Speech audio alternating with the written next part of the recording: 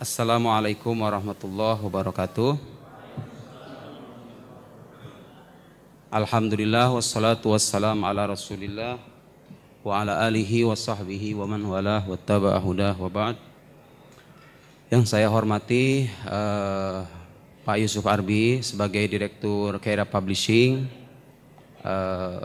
para tamu undangan, Pak Guru Gembul, Bapak Moderator, Mas Faik, yang tidak bisa saya sebutkan satu persatu, kawan-kawan semuanya.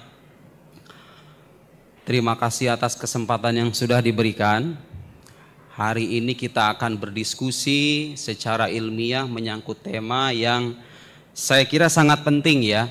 Dan ini kesempatan karena di luar sana banyak orang-orang yang kerap kali memposisikan iman atau doktrin keimanan dalam agama itu sebagai sebuah penerimaan subjektif semata, hanya sebatas dogma, bukan sesuatu yang bersifat ilmiah. Sekarang itu hadirin sekalian, kalau kita menyebut iman sebagai sesuatu yang ilmiah, banyak orang terheran-heran. Saya duga itu adalah efek dari hegemoni epistemologi kaum sekuler ya, yang kerap kali membatasi pengetahuan pada pengetahuan indrawi semata. Dan sayangnya epistemologi semacam ini kita jumpai di beberapa kampus Islam dan para pelajar muslim menganut epistemologi semacam ini. Nah, Pak Guru Gembul itu hanya salah satu dari sekian banyak orang yang kerap kali memandang keimanan itu sebagai sesuatu yang doktrinal, subjektif dan tidak ilmiah. Anda mungkin menyimak beberapa pernyataan beliau beberapa minggu belakangan ini, di mana beliau mengatakan akidah itu bukan sesuatu yang ilmiah. Kemudian beliau juga mengatakan di podcast yang terakhir saya simak bahwa ada atau tidak adanya Tuhan itu sama saja dari sisi ilmiah. Bahkan beliau secara lebih ekstrim mengatakan akidah itu, saudara-saudara sekalian, itu haram diilmukan. Betul Pak Guru? Haram diilmukan. Saya kira ini pernyataan serius, tidak apa-apa. Yang penting kita harus pertanggungjawabkan ungkapan-ungkapan ini dengan argumentasi ilmiah juga. Jadi ketika Anda mengatakan akidah itu tidak ilmiah, kita berhak untuk bertanya apa argumen ilmiah di balik kesimpulan itu. Nah, Pak Guru Gembul punya persepsi bahwa sesuatu yang ilmiah itu harus bersifat indrawi, harus bersifat empiris. Penting dicatat teman-teman sekalian, kita semua sebagai sarjana muslim, sebagai para pelajar muslim secara khusus, kita tidak mengingkari keilmiahan pengetahuan indrawi. Jadi jangan kita berdebat menyangkut sesuatu yang kita sepakati. Kita sepakat, pengetahuan indrawi itu pengetahuan ilmiah, pengetahuan empiris, pengetahuan ilmiah. Jadi saya nggak perlu bukti ilmiah, apa buktinya gula itu manis, garam itu asin, itu semua sudah kita terima sebagai sebuah kebenaran. Yang kita persoalkan adalah pembatasan bahwa yang ilmiah itu hanya yang indrawi semata. Nah, saya mengklaim dan klaim ini berbeda dengan pandangan beliau. Ya, berbeda artinya kita harus pertanggungjawabkan. Bukan hanya pandangan itu berbeda kemudian kita persilahkan, nggak begitu. Dalam diskusi ilmiah setiap yang berbeda itu harus siap diuji. Sekarang saya berharap di sini ada akademisi, ada para mahasiswa. Kalau ada uraian saya yang tidak terbukti ilmiah, mari kita tolak sama-sama. Begitupun sebaliknya, kalau ada klaim serupa dan terbukti tidak ilmiah berdasarkan argumen ilmiah, mari kita tinjau ulang pandangan itu. Baik, kawan-kawan sekalian, ada dua persoalan inti yang menjadi titik tengkar atau mahal niza dalam persoalan ini. Satu, apakah pengetahuan ilmiah itu hanya terbatas pada pengetahuan empirik? Itu satu. Jadi saya berharap diskusi kita tidak melebar kemana-mana. Yang kedua, apakah akidah Islam itu bisa dibuktikan kesahihannya secara ilmiah? Tentu saja, manakala kita mengklaim akidah Islam itu ilmiah, harus jelaskan ilmu itu apa. Dan nanti Anda akan melihat, saya sudah sediakan, mohon panitia dipersiapkan 24 slide. Itu kutipan argumen dari berbagai sarjana muslim klasik maupun kontemporer termasuk sarjana barat untuk mematahkan pandangan yang disampaikan oleh Pak Guru Gembul itu, bahwa yang ilmiah itu harus bersifat empirik saja. Oke, langsung slide nomor 2 Mas. Hadirin sekalian, sebelum saya mulai argumen saya, Anda perhatikan, saya sengaja membawa dari rumah kitab yang sangat tipis. Lihat, ini kitab sangat tipis ya, namanya Jauharatut Tauhid. Penulisnya itu seorang sarjana Mesir namanya Ibrahim Al-Laqani, seorang ulama besar, dihafal di berbagai pesantren. Kitab tipis. Tapi Anda tahu nggak? Kitab ini disyarah oleh penulisnya, namanya Al-Laqani ya, silakan searching Ibrahim Al-Laqani. Disyarah oleh penulisnya sebanyak 4 jilid, judulnya Umdatul Murid, 4 jilid. Syarah yang kedua, Talkhisut Tajrid, 2 jilid. Syarah yang ketiga, Hidayatul Murid, 2 jilid. Satu kitab tipis ini bisa diperinci sedemikian. Saya baru bicara tentang karangan syarah penulisnya, belum dengan karangan Ibrahim Al-Baijuri punya Tuhfatul Murid. Anaknya Ibrahim Al-Laqani, Abdus Salam, punya syarah juga Ithaful Murid. Belum dengan ulama Indonesia ada yang mengarang syarah Jauharatut Tauhid, namanya Syekh Abdul Fadl As-Senori, Ad-Durrul Farid, kitab tebal sekitar 500 halaman. Saya belum bicara tentang kitab Al-Mawaqif yang 5 jilid, syarah Mawaqif karya Jurjani, syarah Taftazani 5 jilid, Abkarul Afkar 5 jilid. Ar-Razi punya kitab Nihayatul Uqul 4 jilid. Ar-Razi juga punya karangan kitab Al-Matalib Al-Aliyah 9 jilid. Jadi kita itu punya hazanah teologi Islam yang sangat kaya. Lalu sekarang tiba-tiba kita dikagetkan dengan ungkapan Guru Gembul, akidah itu bukan ilmu. So, kalau seandainya akidah bukan ilmu, ulama itu ngapain? Imam mereka itu melakukan kebodohan dengan menghabiskan waktu mengilmukan sesuatu yang bukan ilmu, atau ungkapan Guru Gembul itu yang asal-asalan. Dan sekarang mari kita buktikan sama-sama mana sebetulnya yang ilmiah itu. Saya ingin memulai dari Al-Ghazali terlebih dulu. Ingat perkataan Guru Gembul yang mengatakan bahwa akidah itu bukan ilmu. Abu Hamid Al-Ghazali, perhatikan di Al-Mustasfa min Ilmil Usul, dia mengatakan bahwa akidah itu adalah inti atau fondasi dari seluruh keilmuan Islam. Fal ilmul kulli minal ulumi dunya huwal kalam wasairul ulum minal fiqh wa usulihi wal hadis wa tafsir ulum juz'iyah. Saudara-saudara sekalian, Al-Ghazali mengatakan ilmu kalam atau ilmu akidah itulah fondasi dari seluruh keilmuan Islam. Yang lain itu ilmu cabang semuanya. Jadi tafsir, hadis, fikih, usul fikih itu ilmu cabang. Akidah itu ilmu yang paling pokok dalam agama. Artinya, kalau Anda mengingkari keilmuan akidah Islam, secara tidak sadar Anda ingin meruntuhkan semua bangunan keilmuan Islam. Karena dia adalah fondasinya. Al-Ghazali mengatakan begitu. Dan sangat logis saudara-saudara sekalian. Mufassir itu menjelaskan mana Al-Quran. Tapi buktikan dulu Quran itu firman Tuhan atau bukan. Tugasnya teolog, tugasnya ilmu kalam. Muhaddis memverifikasi hadis Nabi, sahih atau dhaif. Tapi buktikan dulu Muhammad SAW itu Nabi atau bukan. Tugasnya teolog. Itu fondasi keilmuan Islam. Sementara Guru Gembul dengan sangat enteng mengatakan bahwa ilmu akidah itu bukan ilmu. Lalu kalau begitu tafsir, hadis dan segala cabangnya, berbagai karya, risalah, tesis, disertasi bukan ilmiah dong kalau begitu konsekuensinya kalau akidah tidak ilmiah. Satu. Kemudian saya ingin mengutip seorang sarjana yang sangat dihormati di mata dunia, Grand Sheikh Al-Azhar. Silahkan slide nomor selanjutnya, nomor 3. Oke, Guru Gembul mengatakan akidah tidak ilmiah kan?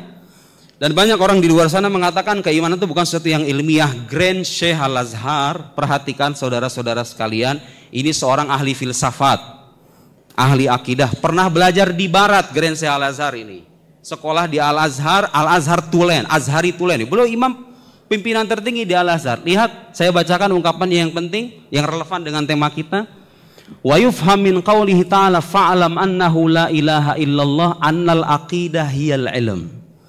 Dipahami dari firman Allah Ta'ala, fa'alam. Pak Guru, ada ayat dalam Al-Quran bunyinya fa'alam annahu la ilaha illallah. Ketahuilah bahwa tiada Tuhan selain Allah. Itu artinya apa? Artinya klaim tiada Tuhan selain Allah yang merupakan kredo ajaran tauhid itu harus didahului oleh pengetahuan, bukan penerimaan subjektif. Kalau iman itu hanya penerimaan subjektif, asal percaya, terus apa gunanya kita belajar akidah? Apa gunanya para ulama mengarang ribuan jilid itu? Kalau seandainya iman hanya sebatas percaya, selesai, buat apa kita memaparkan argumen, mengkritik argumen, kritik atas kritik argumen dan seterusnya? Sia-sia saja. Jadi karena kesadaran Al-Quran memerintahkan kita mengetahui, ulama mengarang kitab kalam sedemikian berlimpah itu. Annahu la ilaha illallah, annal aqidah hiyal ilm, wa annahuma mutasawiyan fil mafhum. Akidah dan ilmu itu setara dalam konsepnya. Jadi dalam Islam gak ada dikotomisasi antara akidah dengan ilmu. Akidah itu ilmu, ya ilmu itu akidah. Perhatikan, ilmu itu apa?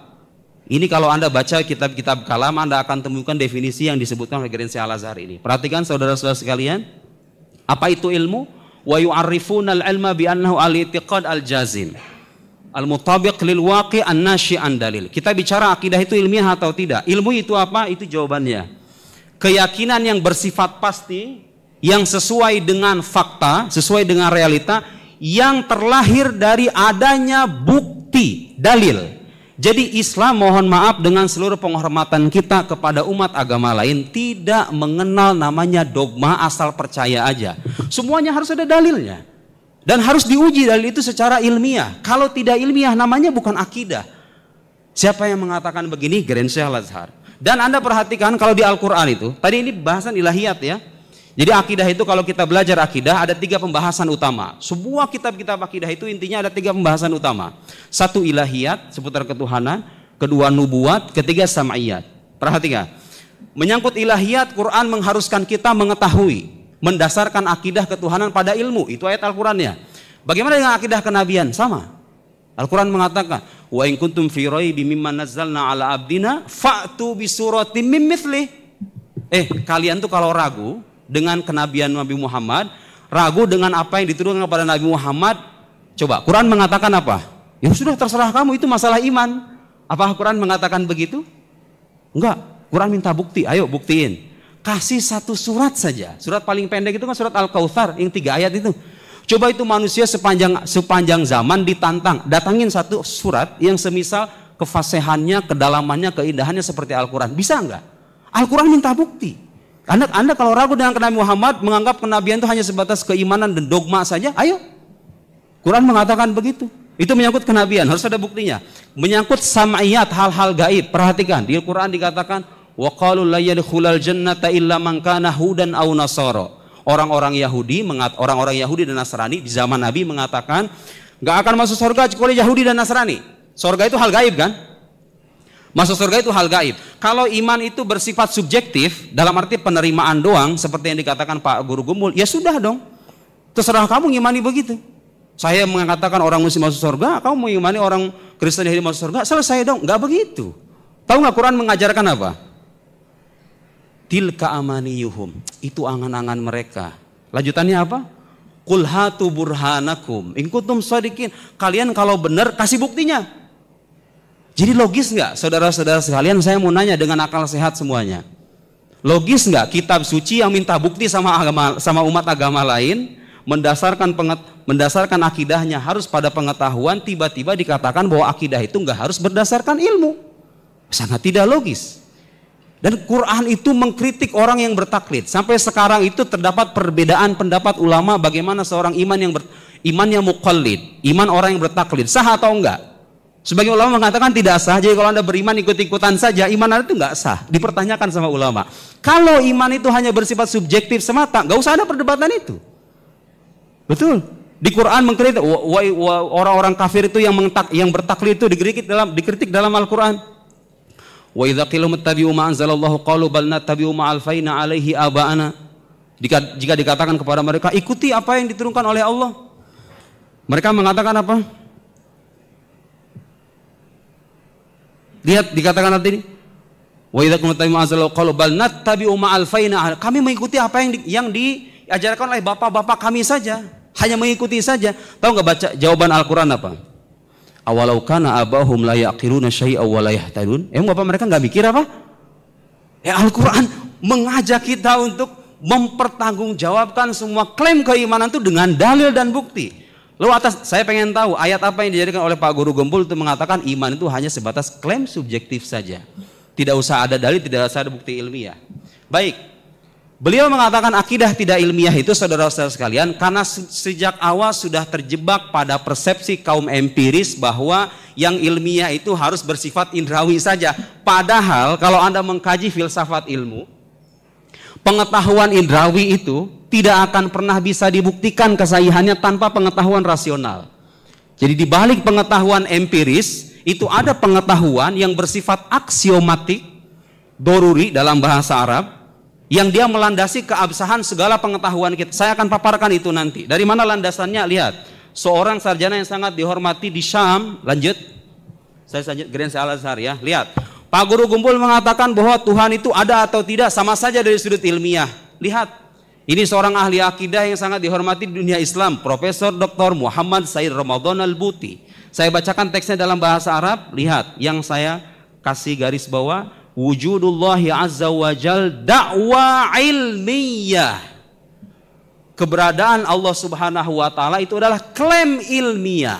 Siapa yang mengatakan begitu? Bukan saya, tapi itu seorang ahli akidah yang sudah punya keilmuan yang matang tentunya, karena karyanya dihormati. Lihat, ulama itu tahu, saudara sekalian, Tuhan itu bukan bersifat indrawi. Jadi keberadaan Tuhan tidak bisa dibuktikan secara indrawi. Kita semua mengakui itu, tapi itu nggak menghalangi mereka untuk mengatakan bahwa keberadaan Tuhan itu ilmiah. Kenapa? Tata'allaqu minal ilm bijanibin la yakhda' litajribah wal musyahadah. Jadi pengetahuan tentang keberadaan Tuhan itu bukan berasal dari pengetahuan yang bersifat empiris, bersifat indrawi, musyahad. Jadi kita sepakat, lalu dibuktikan dengan apa? Anda mengatakan keberadaan Tuhan ilmiah itu secara rasional, pengetahuan rasional. Kita akan debat soal epistemologi dalam hal ini, apakah benar pengetahuan empiris itu bersandar pada pengetahuan rasional. Oke? Nah, tadi saya katakan bahwa pengetahuan empiris, semua pengetahuan manusia sebetulnya, bukan hanya pengetahuan empiris, itu bersandar pada pengetahuan yang bersifat aksiomatik. Oke, lihat. Di antara pengetahuan yang bersifat aksiomatik itulah pengetahuan tentang hukum kausalitas, hukum sebab akibat. Saudara-saudara sekalian, maaf saya berikan contoh yang sangat sederhana sekali, karena Pak Guru Gumpul mengatakan keberadaan dan ketiadaan Tuhan itu sama saja secara ilmiah. Ada lihat pulpen ini? Ini barang sederhana sekali. Saya mau tanya sekarang, mana logika yang masuk akal? Pulpen ini ada yang buat atau pulpen ini mengadakan dirinya sendiri? Oh, jelas. Mana yang lebih masuk akal? Bangunan ini ada yang menyusun dengan bangunan ini menyusun dirinya sendiri. Mana yang lebih masuk akal? Jelas ada yang menyusun. Tahu nggak kenapa kita mengamini itu? Karena nalar sehat kita sejak awal sudah mengamini hukum kausalitas, hukum sebab akibat. Gak ada ceritanya ada akibat tanpa sebab. Every effect must have a cause. Likulli ma'lul labudda lahu min illah, likulli musabbab labudda lahu min sabab. Itu para filsuf muslim sejak berabad-abad mengatakan begitu. Ini lihat saya kutipannya. Grand Al-Azhar lagi mengatakan, slide selanjutnya, maaf Mas. Slide selanjutnya.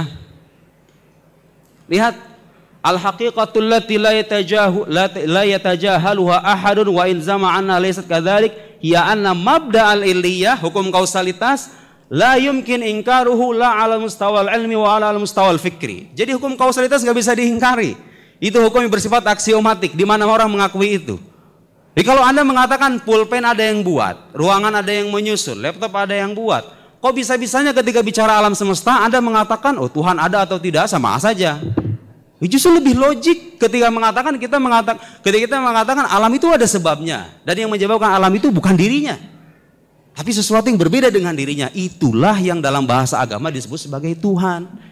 Jadi pembuktian keberadaan Tuhan itu bisa dibuktikan secara ilmiah, bisa melalui apa? Hukum kausalitas. Saya mau bertanya sekarang kepada semua yang ada di sini, ada nggak saintis di alam semesta ini yang nggak percaya dengan hukum sebab akibat? Tidak ada.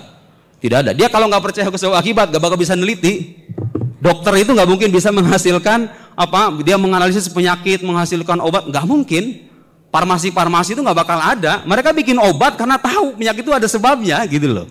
Ini saintis pun mengakui keabsahan kausalitas sebagai hukum ilmiah, sebagai pengetahuan ilmiah, dan keberadaan Tuhan bisa dibuktikan dengan kausalitas itu. Lanjut. Dan kausalitas bukan hukum indrawi, perlu kita catat. Enggak, sebelum itu Mas, sebelum itu. Oke.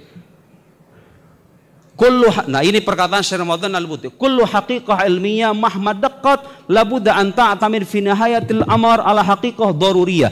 Setiap pengetahuan ilmiah, fakta ilmiah pada akhirnya harus berakhir pada pengetahuan yang bersifat aksiomatik. Itu pengetahuan rasional itu. Hukum kausalitas, hukum non kontradiksi. Saya beri contoh Pak Guru Gumpul. Kalau Anda mengingkari hukum, kalau Anda mengingkari pengetahuan rasional sebagai pengetahuan ilmiah, Anda tidak akan pernah berpikir bagaimanapun caranya.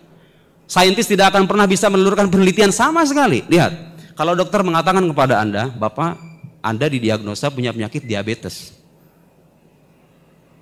Kontradiksinya apa? Anda tidak terkena diabetes dong. Masuk akal nggak kalau misalnya kita mengatakan orang terkena diabetes tapi tidak terkena diabetes?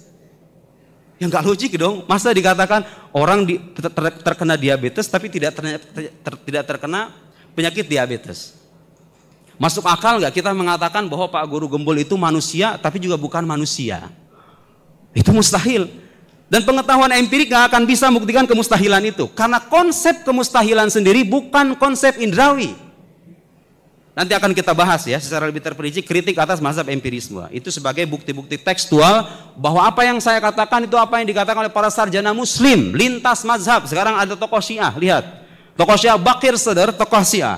Falaula mabda'ul aliyya wa qawaninuha lama amkana isbat mawdu'iyatil ihsas wala syai'a min nadhariyatil alam wa qawaninihi. Kalau tidak ada hukum kausalitas, enggak akan ada itu objektifikasi pengetahuan indrawi, juga tidak akan ada teori-teori ilmiah sama sekali. Iya jelas. Sebagai bukti bahwa sesuatu yang ilmiah itu tidak selamanya bersifat empiris. Indra Anda tuh nggak bisa berkata apapun gitu loh. Kecuali sebatas mengkonsepsi saja, tidak bisa menjustifikasi. Kalau sudah justifikasi itu levelnya rasional sudah. Ada kausalitas di sana, ada hukum non kontradiksi di sana. Lanjut. Oleh karena itu, saudara-saudara sekalian, dalam epistemologi Islam yang diperkenalkan oleh para sarjana muslim, perantara pengetahuan itu nggak cuma indera, ada juga akal, ada juga khobar shadiq. Loh, kenapa begitu? Ya karena apa yang kita ketahui itu nggak selamanya lewat panca indera. Yang kita ketahui itu ada kalanya berupa pengetahuan rasional yang bersifat aksiomatik, terlepas dari pengetahuan indrawi. Bahkan dia menjadi landasan dari pengetahuan indrawi. Ini ungkapan yang sangat terkenal sekali. Asbabul alam lil khalqi thalatha al hawasus salimah. Lihat, kita nggak naif, nggak mengingkari bahwa pengetahuan indrawi sebagai pengetahuan ilmiah. Kita mengakui. Sarjana muslim mengakui itu pengetahuan ilmiah. Anda nggak usah minta bukti apa buktinya garam itu asin, nggak usah. Kita percaya kok. COVID-19 membahayakan, saya percaya. Itu pengetahuan ilmiah. Yang kita tolak adalah mengatakan itulah satu-satunya pengetahuan ilmiah. Karena ketika Anda mengatakan pengetahuan empirik adalah satu-satunya pengetahuan ilmiah, Anda akan dihadapkan dengan permintaan yang sangat serius. Anda harus buktikan apakah kebenaran ungkapan ini bersifat empiris atau tidak. Dari mana itu dasarnya Anda mengatakan satu-satunya pengetahuan ilmiah adalah pengetahuan empirik, sementara Anda belum pernah meneliti semua pengetahuan empirik. Di balik ungkapan itu pada akhirnya akan ada pengetahuan rasional yang harus Anda akui. Iya, situ. Oke. Saya tidak langsung ke slide selanjutnya. Nah, itu tadi tokoh Sunni ya, Aqaid Nasafi tokoh Sunni. Sekarang tokoh Syiah. Kenapa saya sertakan para tokoh Syiah hadirin sekalian? Karena Pak Guru Gembul dalam salah satu videonya mengatakan, wah apa yang saya ungkap, setahu saya ulama Sunni maupun ulama Syiah itu mengatakan Tuhan tidak bisa diilmiahkan. Loh, saya pengen tahu dari mana itu ungkapan kayak begitu? Sandarannya. Justru ulama Sunni, ulama Syiah mengatakan keberadaan Tuhan itu bisa dibuktikan secara ilmiah. Makanya mereka bikin kitab-kitab kalam yang berlimpah itu. Hanya saja itu tadi masalahnya, beliau salah dalam persepsi kata ilmiah itu sendiri, seolah-olah ilmu itu hanya bersifat indrawi semata. Tokoh Syiah namanya Aiman Al-Misri, orang Mesir tinggal di Qum di Iran. Saya lihat biografinya, beliau punya kepakaran dalam dunia kedokteran, spesialis penyakit dalam. Artinya ini saintis beneran. Sekaligus mendalami filsafat, beliau mengkritik karyanya Sadrul Muta'allihin, Al-Hikmah Muta'aliyah, dan karya-karya filsafat yang lain. Buku yang saya sertakan ini mengkritik bukunya Richard Dawkins. Lihat, saya tadi mengatakan apa hadirin? Pengetahuan empirik itu nggak akan bisa dibuktikan kesahihannya tanpa pengetahuan rasional. Kalau Anda terima kesimpulan ini, bahwa pengetahuan rasional adalah pengetahuan ilmiah, dan akidah Islam bisa dibuktikan secara rasional, berarti akidah Islam itu ilmiah dong, kalau begitu. Lihat apa yang dikatakan. Wa minal faminal wadih idzan annal manhaj al-hissi, metode indrawi, metode empiris, at-tajribi bersifat empiris, atau mayusammunahu bil manhaj al-ilmi laisa manhajan hissiyan mahdhon. Jadi metode empiris itu tidak sepenuhnya metode indrawi. Lihat. Kama yatawahhamul madiyun wal wad'iyun bal huwa fil waqi' murakkab min muqaddimah hissiyah wa muqaddimah aqliyah mahdhah. Di pengetahuan empirik itu Anda benarkan gak bisa dengan indera saja. Harus ada pengetahuan rasional yang bersifat murni. Tahu nggak apa yang dikatakan? Tadi yang saya katakan itu. Wahia aslul illiyah, yaitu hukum kausalitas. Ayo, kalau Anda ingin mengingkari hukum kausalitas, selesai sudah pengetahuan Anda semuanya. Ya, pengetahuan empirik gak akan bisa dijustifikasi ke saya tanpa ada pengetahuan rasional berupa hukum kausalitasnya. Walaulah hadhil qaidah al-aqliyah al-mahdhah, kalau tanpa adanya kaidah rasional ini, kausalitas maksudnya, maka indana musawwighun ilmi mantiqi li ta'mim ahkami tajribah. Kita nggak akan punya justifikasi ilmiah untuk menjernalisir pengetahuan indrawi kita. Dulu waktu Covid itu para ilmuwan mengatakan COVID-19 berbahaya, betul? Tapi saya mau nanya, mereka meliti semua COVID apa enggak? Enggak. Hanya sebagian aja, secara partikular, beberapa sampel aja. Tapi atas dasar apa Anda mengatakan bahwa setiap COVID itu berbahaya? Di situ ada penerimaan terhadap hukum rasional, yaitu hukum keselarasan, bahwa sesuatu yang sama akan memberikan dampak yang sama juga gitu loh. Dan atas dasar apa Anda mengatakan bahwa COVID-19 berbahaya itu pengetahuan yang benar? Atas dasar apa? Hukum non kontradiksi. Karena kalau Anda mengingkari hukum non kontradiksi, Anda mengatakan COVID berbahaya, COVID tidak berbahaya, sama-sama benar. Enggak bakal maju-maju keilmuan kalau kita seandainya mengandaikan dua hal yang kontradiksi semacam itu. Gitu ya. Jadi itu dari Syiah. Lanjut, Mas. Biar saya bisa mengcover yang lain. Oke, ini buku logika ya. Buku logika level tinggi. Khawatir saya dikatakan mengarang-arang sendiri. Oh, tidak. Itu perkataan logikawan. Oh, pengetahuan empiris hanya bisa dijustifikasi keilmiahannya dengan pengetahuan rasional. Kitab Logika Tingkat Tinggi Syarah Samsiyah Qutbuddin Ar-Razi, lihat. Beliau menjelaskan 6 contoh pengetahuan aksiomatik. Awaliyat, fitriyat, hadsiyat, tajribiyat, mahsusat, mutawatirat. Silahkan Anda baca. Nah, beliau mengatakan ada pengetahuan aksiomatik yang dibenarkan dengan akal, ada yang dengan panca indera, ada yang dengan akal doang, ada yang dengan panca indera doang. Nah, ketika bicara tentang sesuatu yang dibenarkan dengan akal dan panca indera, lihat. Wa in kana ghairu hissis sama fa imma ayahtajul aqlu fil jazm ila takraril musyahadah marra ba'da ukhra aw la yahtaj. Fa in ihtaja fahiyal mujarrabat. Mujarrabat itu pengetahuan empiris. Pengetahuan empiris itu menurut Qutbuddin Ar-Razi dibenarkan melalui indera dan hukum rasional, pengetahuan rasional. Gak bisa kita benarkan hanya pengetahuan indrawi semata. Karena begini saudara-saudara sekalian, ketika Anda mengatakan pengetahuan empiris adalah satu-satunya pengetahuan ilmiah, kita berhak bertanya, apa dasarnya? Kalau Anda mengatakan dasarnya adalah empiris juga, itu salah secara metodologi salah. Itu namanya istidlal ala syai' binafsihi. Itu mendalilkan sesuatu dengan dirinya sendiri. Ini salah, keliru gitu loh.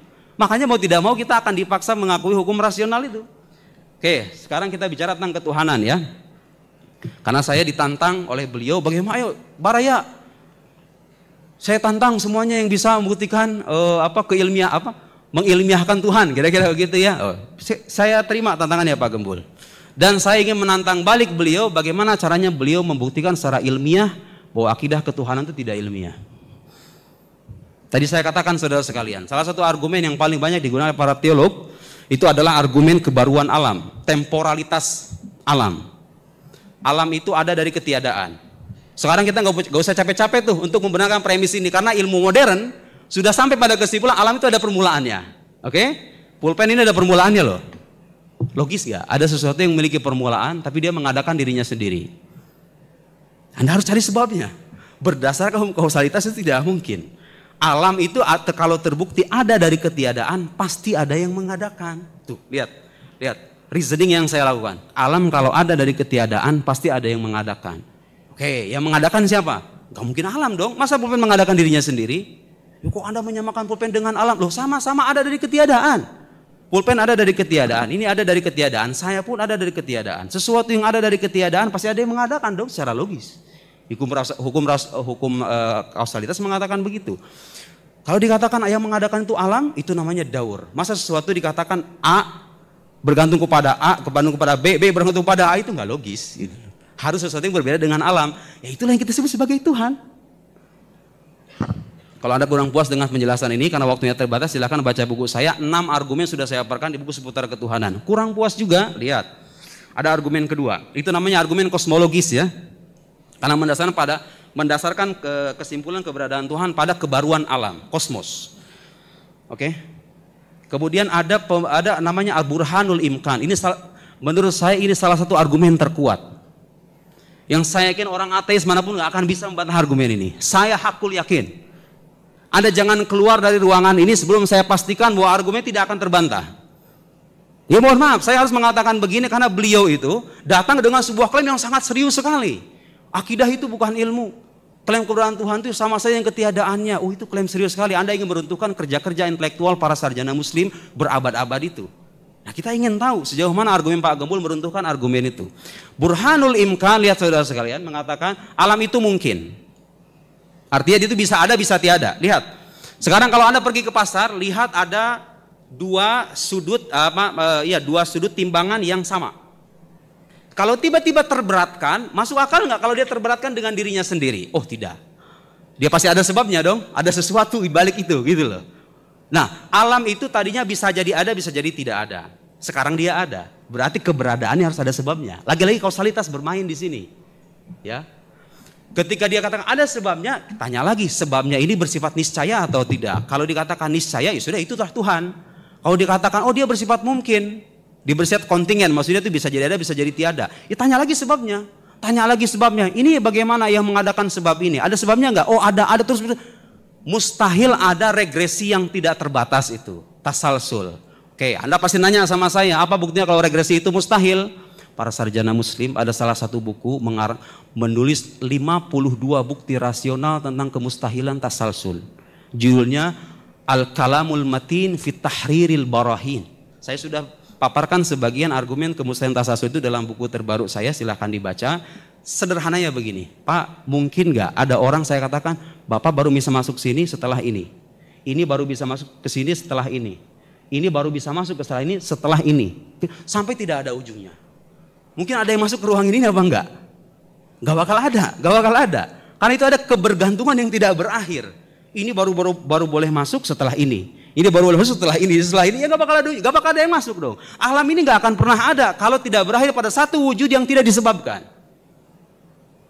Uncaused cause gitu loh. Sebab yang tidak disebabkan. Ya itulah Tuhan. Mari kita berdebat nanti kalau seandainya ada yang tidak puas dengan penjelasan itu. Baik. Setelah kita buktikan adanya Tuhan, sekarang kita saatnya membuktikan kenabian Nabi Muhammad. Kali itu doktrin keislaman juga. Apakah itu klaim subjektif juga? Oh tidak. Saudara-saudara sekalian, Nabi Muhammad itu datang ke alam semesta ini mengaku sebagai utusan Tuhan. Itu klaim luar biasa loh. Kalau Anda mengaku sebagai anak orang kaya, ya itu klaim biasa aja gitu loh. Anak-anak pejabat ya biasa aja. Tunjukin aja identitas Anda. Bapak Anda anggota dewan ya sudah selesai gitu loh. Tapi kalau mengaku sebagai utusan Tuhan itu klaim luar biasa. Harus dibuktikan dengan sesuatu yang luar biasa juga. Yang tidak boleh tertandingi oleh makhluk. Pertanyaannya sekarang, Nabi Muhammad punya itu apa enggak? Beliau orang yang jujur, terpercaya, tidak pernah berbohong, sejarah hidupnya jelas, datang dengan pengakuan aku utusan Allah, datang dengan sebuah bukti yang tidak tertandingi oleh makhluk sama sekali. Apa itu? Al-Quranul Karim. Sampai detik ini nggak ada yang bisa menandingi. Kalau beliau datang dengan sesuatu yang tidak tertandingi oleh makhluk, bukankah itu artinya beliau utusan dari Sang Khalik? Bukankah rasional untuk mengatakan bahwa beliau adalah utusan Sang Khalik? Ya, jelas. Itu salah satu argumen rasional. Nabi Muhammad mengaku sebagai nabi dan datang dengan mukjizat. Setiap orang mengaku sebagai nabi datang dengan mukjizat adalah nabi. Kesimpulan rasionalnya Nabi Muhammad adalah nabi. Kalau beliau terbukti sebagai nabi dan kenabian itu tervalidasi secara rasional, maka konsekuensi logisnya semua hal gaib yang beliau beritakan itu adalah kesimpulan yang ilmiah dan benar. Karena sesuatu yang ilmiah tidak selamanya bersifat indrawi. Ada kalanya bersandar pada hukum akal, ada saya bersandar pada pengetahuan indrawi, ada kalanya khobar shadiq. Belum datang dari Tuhan, masa Tuhan berbohong? Tuhan pasti mengabarkan sesuatu yang sesuai dengan fakta. Gitu ya. Jadi beda saudara, keimanan kepada surga neraka malaikat dengan keimanan kepada tuyul, susur ngesot, sundar bolong itu beda. Yang satu sumbernya terpercaya seorang nabi, yang satu lagi dongeng gitu loh. Orang ateis kadang-kadang nggak bisa menyamakan itu. Disangkanya hal gaib itu ya sama aja gitu. Oh nggak bisa begitu. Tahu nggak pandangan Pak Guru Gumpul yang mengatakan bahwa agama itu tidak punya mekanisme untuk pengujian ilmiah. Ternyata saya temukan mirip dengan kutipan Sam Harris, seorang ateis terkemuka di Barat. Lihat, saya bacakan ya. Mohon maaf. Because most religions offer no valid mechanism by which their core beliefs can be tested and revised. Lihat nih perkataan Sam Harris. Sebagian besar agama itu katanya menawarkan mekanisme yang tidak valid, mekanisme ilmiah yang tidak valid untuk menguji apakah keimanannya itu bisa diuji atau direvisi. Richard Swinburne, 5 menit lagi. Baik. Richard Swinburne, seorang filsuf Kristen juga mengatakan bahwa, lihat, kalau dikatakan bahwa sains itu mengimani keberadaan Tuhan itu menjadikan sains itu mati begitu, oh kebalikannya. Kata Richard Swinburne, I am postulating a God to explain why science explains. I do not deny that science explains, but I postulate God to explain why science explains. Jadi beliau mengatakan Tuhan itu menjelaskan kenapa sains itu bisa bekerja. Karena dia sebab utama di balik semua ini, gitu loh. Jadi mengakui sains itu sebagai pengetahuan ilmiah, science explain. Sains menjelaskan, tapi nggak semua hal. Justru kata Richard Swinburne, ya Tuhan justru bisa menjelaskan kenapa sains bisa menjelaskan. Oh luar biasa itu, keren ya. Nah beliau mengatakan, di antara argumen Pak Gubul mengatakan akidah itu bukan sesuatu yang ilmiah karena kita tidak bisa mengetahui Tuhan. Justru sebaliknya, awal wajibun alal insan ma'rifatul ilah bistiqan. Kewajiban pertama bagi manusia itu mengetahui Allah, mengetahui Tuhan. Wajib bi anna awalan mimma yajib ma'rifatun wa fi khulqun muntasib. Kewajiban pertama kita itu mengenal Tuhan. Ya hakikat Tuhan gak bisa kita ketahui, kita sepakat. Tapi sifat Tuhan masih bisa kita ketahui dalam batas kemampuan kita sebagai manusia dengan argumen rasional dan sumber wahyu yang terpercaya. Apa yang dikatakan Al-Amidi ketika mengatakan apakah Tuhan bisa diketahui atau tidak? La syakka annahu ma'lumul wujud. Allah itu diketahui wujudnya. Al-Amidi mengatakan begitu. Abkarul Afkar 5 jilid, silahkan. Saya nggak tahu Pak Guru Ngumpul dasarnya dari mana. Mengatakan Tuhan tidak bisa diketahui, kemudian mengatakan akidah tidak ilmiah. Oke, sekarang saya menyebut argumen beliau yang lain yang mengatakan bahwa kita nggak bisa memposisikan akidah sebagai yang ilmiah karena kata beliau dalam podcastnya yang terakhir mengatakan sesuatu yang ilmiah itu harus diragukan dari awal, dari A sampai Z. Sementara tauhid nggak bisa kita ragukan. Di kajian ilmiah itu kata Pak Guru Kumpul harus meragukan segala sesuatu dari A sampai Z. Itu dari mana Pak Guru? Sumber itu semacam dari mana cara berpikir semacam itu? Saya kutip seorang filsuf Amerika. Biar nggak disangka baca kitab kuning terus, ya. Saya kutip filsuf dari Amerika. But for any very general kind of skepticism, that is impossible in principle. Every argument must proceed from some premises. And if the skeptic calls all relevant premises into doubt at the same time, then there is no way to reason with him. Seorang skeptis itu kalau meragukan segala sesuatu, enggak usah diajak debat lah, enggak ada gunanya orang kayak begitu. Enggak ilmiah cara berpikir begitu. Karena setiap argumen itu harus didasarkan pada premis-premis. Ini saya sekaligus mengomentari sebagai orang yang mengatakan kajian ilmiah itu harus dilepaskan dari iman. Itu dari mana itu ketentuan begitu? Semua orang mengkaji itu harus beriman pada hukum tertentu. Setidaknya dia beriman bahwa metode yang dia gunakan itu sahih gitu loh. Jadi saudara gak ada masalah membawa iman dalam kajian ilmiah itu selama iman itu punya landasan ilmiah gitu loh. Kecuali kalau Anda punya iman, gak ada bukti rasionalnya, gak ada bukti ilmiah, dibawa-bawa kajian ilmiah. Oh, ini iman saya, itu kajian ilmiah beda. Gak bisa begitu. Jadi yang jadi masalah bukan imannya, sahih atau tidaknya iman, itu saja gitu loh. Itu saja gitu ya. Oke, masih ada waktu sedikit Mas? Oke, 1 menit. Saya sudah menyiapkan 7 kritik terhadap mazhab empiris. Saya baru sebutkan tadi 1. Pak Guru Gembul, kalau Anda mengatakan sesuatu yang bersifat ilmiah itu harus bersifat empirik, Anda tahu nggak? Ilmu itu tidak bersifat empirik loh. Konsep ilmu itu. Ayo, tunjukin sama saya. Mana yang namanya ilmu itu? Bisa terindra atau tidak? Anda mengatakan pengetahuan empirik satu-satunya pengetahuan ilmiah. Ilmu itu mana coba? Gak bersifat empirik loh ilmu itu. Ilmu itu hanya bisa dibuktikan secara rasional. Itu sifat empirik. Dan ketika Anda mengatakan pengetahuan empirik adalah pengetahuan ilmiah, landasannya empiris juga. Hada khata' min nahya manhajiyah ilmiah. Itu salah secara metode keilmuan. Reasoning semacam itu keliru. Baik. Nah, kemudian kalau misalnya dikatakan bahwa metode empiris adalah satu-satunya pengetahuan ilmiah, bagaimana Anda membuktikan kemustahilan? Sudah habis? Belum? Sudah habis. 40 menit. Jadi terakhir saya ingin katakan bahwa kalau dikatakan pengetahuan empiris adalah satu-satunya pengetahuan ilmiah, Anda tidak akan bisa loh memandang sesuatu itu mustahil. Anda nggak akan bisa membedakan sesuatu yang tidak ada dengan mustahil ada. Pak Guru Gembul itu sekarang katakan punya istri 1. Kalau saya katakan Pak Guru Gembul punya istri 4, itu nggak ada faktanya sekarang karena istri beliau 1, betul Pak? Anggap begitu. Beliau punya istri 4 tuh nggak ada, tapi mungkin ya secara akal. Mungkin. Beda nggak ungkapan Pak Guru Gembul punya 4 istri dengan mengatakan Pak Guru Gembul itu hidup sekaligus tidak hidup. Yang satu tidak ada tapi dimungkinkan ada, yang satu lagi mustahil ada secara akal. Dan mazhab empiris tidak akan pernah bisa membuktikan kemustahilan itu. Sekian, wassalamualaikum warahmatullahi wabarakatuh. Waalaikumsalam warahmatullahi wabarakatuh. Ya. Saya terharu dengan Assalamualaikum warahmatullahi wabarakatuh.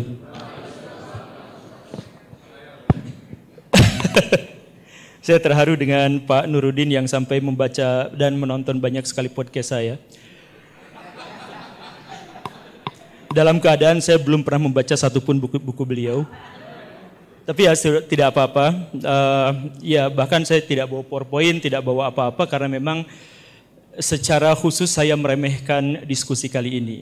Kenapa? Bukan karena meremehkan Pak Nuruddin, tapi meremehkan Kiera.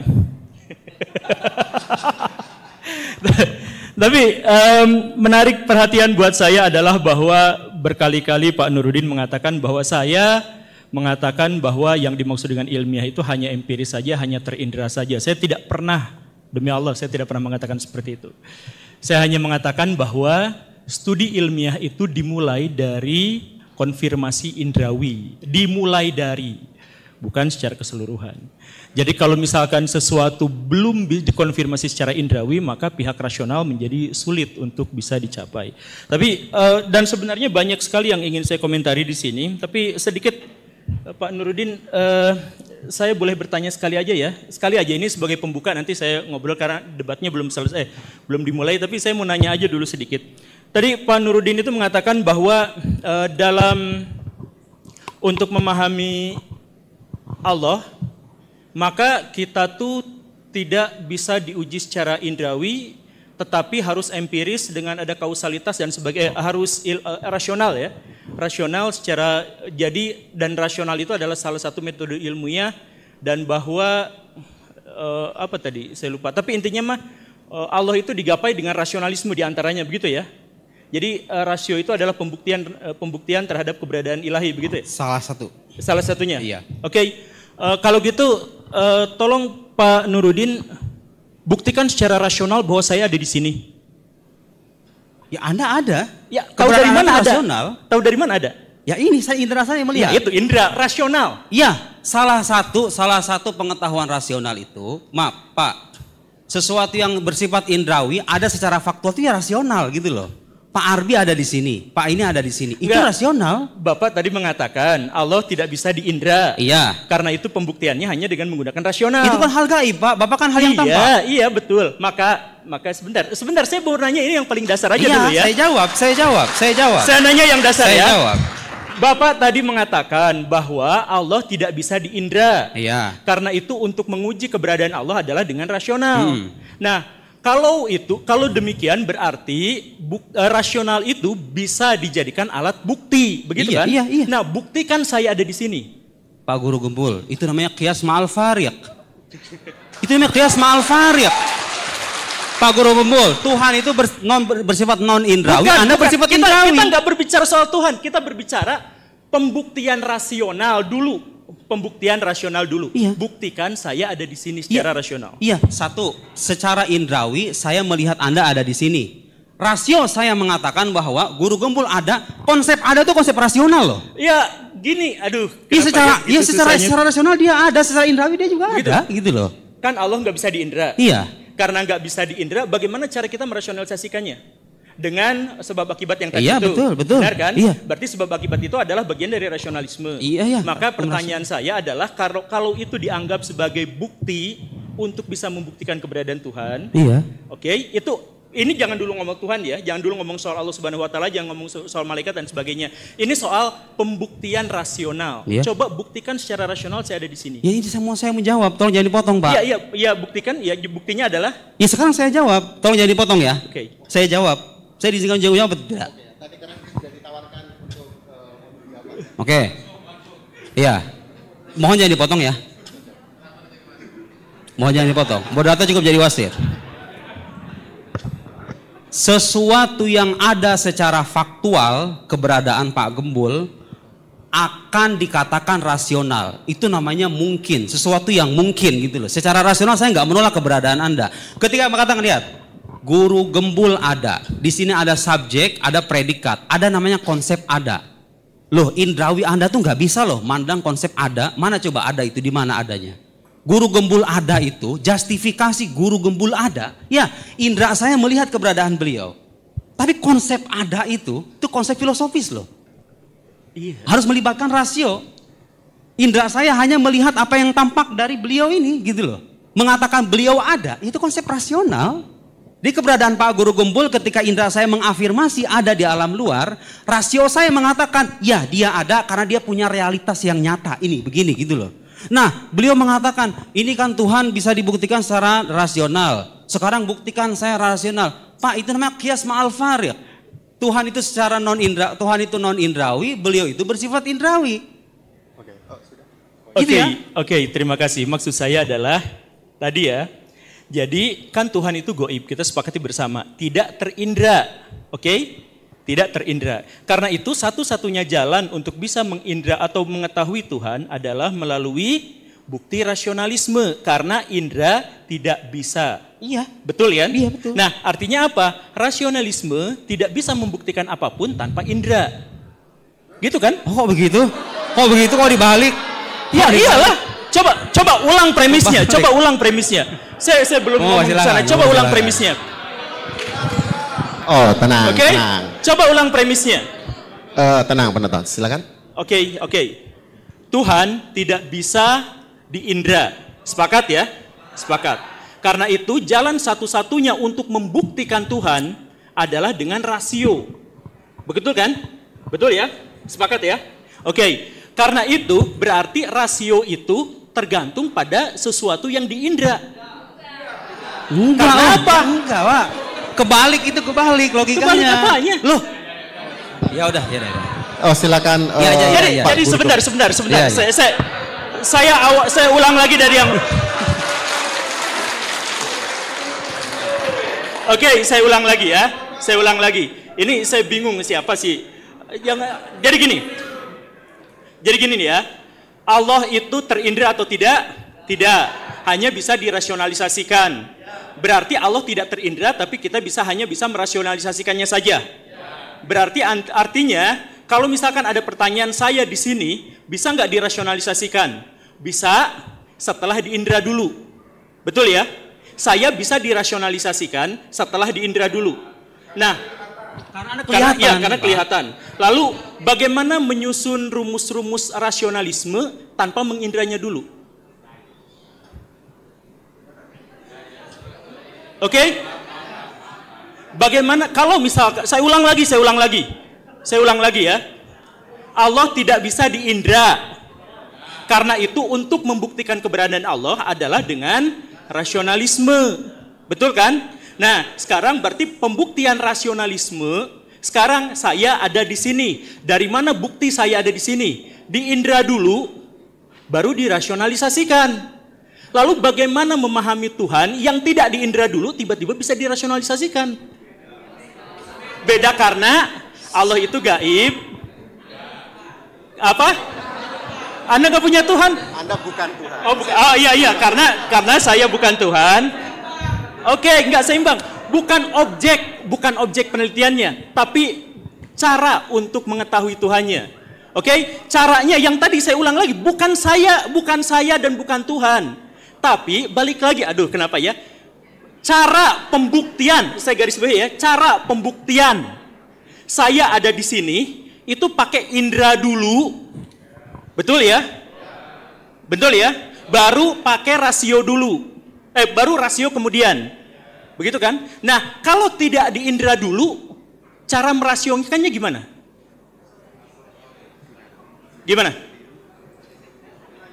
Gimana cara merasiokan sebuah yang belum terindra? Coba ada yang jawab? Apa saya ulang lagi pertanyaannya? Cukup ya? Oke, coba ada Ustadz langsung dijawab aja. Langsung dijawab. Coba. Enggak, tadi dulu. Saya mematuhi aturan diskusi. Saya mematuhi aturan diskusi. Presentasi, mohon maaf Pak Guru Gembul. Kita diskusi ilmiah. Ya. Referensinya harus ada, argumennya harus jelas gitu loh. Oh gitu ya. Iya harus begitu dong, ya diskusi ilmiah harus begitu. Gak boleh asal ngomong, harus ada referensi dan argumennya. Oke. Jadi sebelum jawab pertanyaan saya mau googling dulu.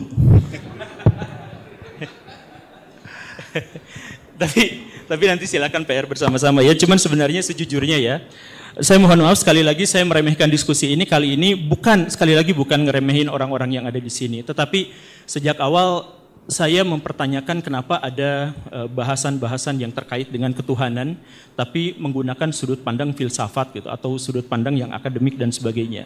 Karena sejak awal sudah menjadi kesepakatan bersama di antara kaum muslimin bahwa Allah Subhanahu wa taala itu tidak bisa dipahami oleh nalar manusia. Jadi siapapun yang bisa memahami nalar manusia maka dia telah berdusta.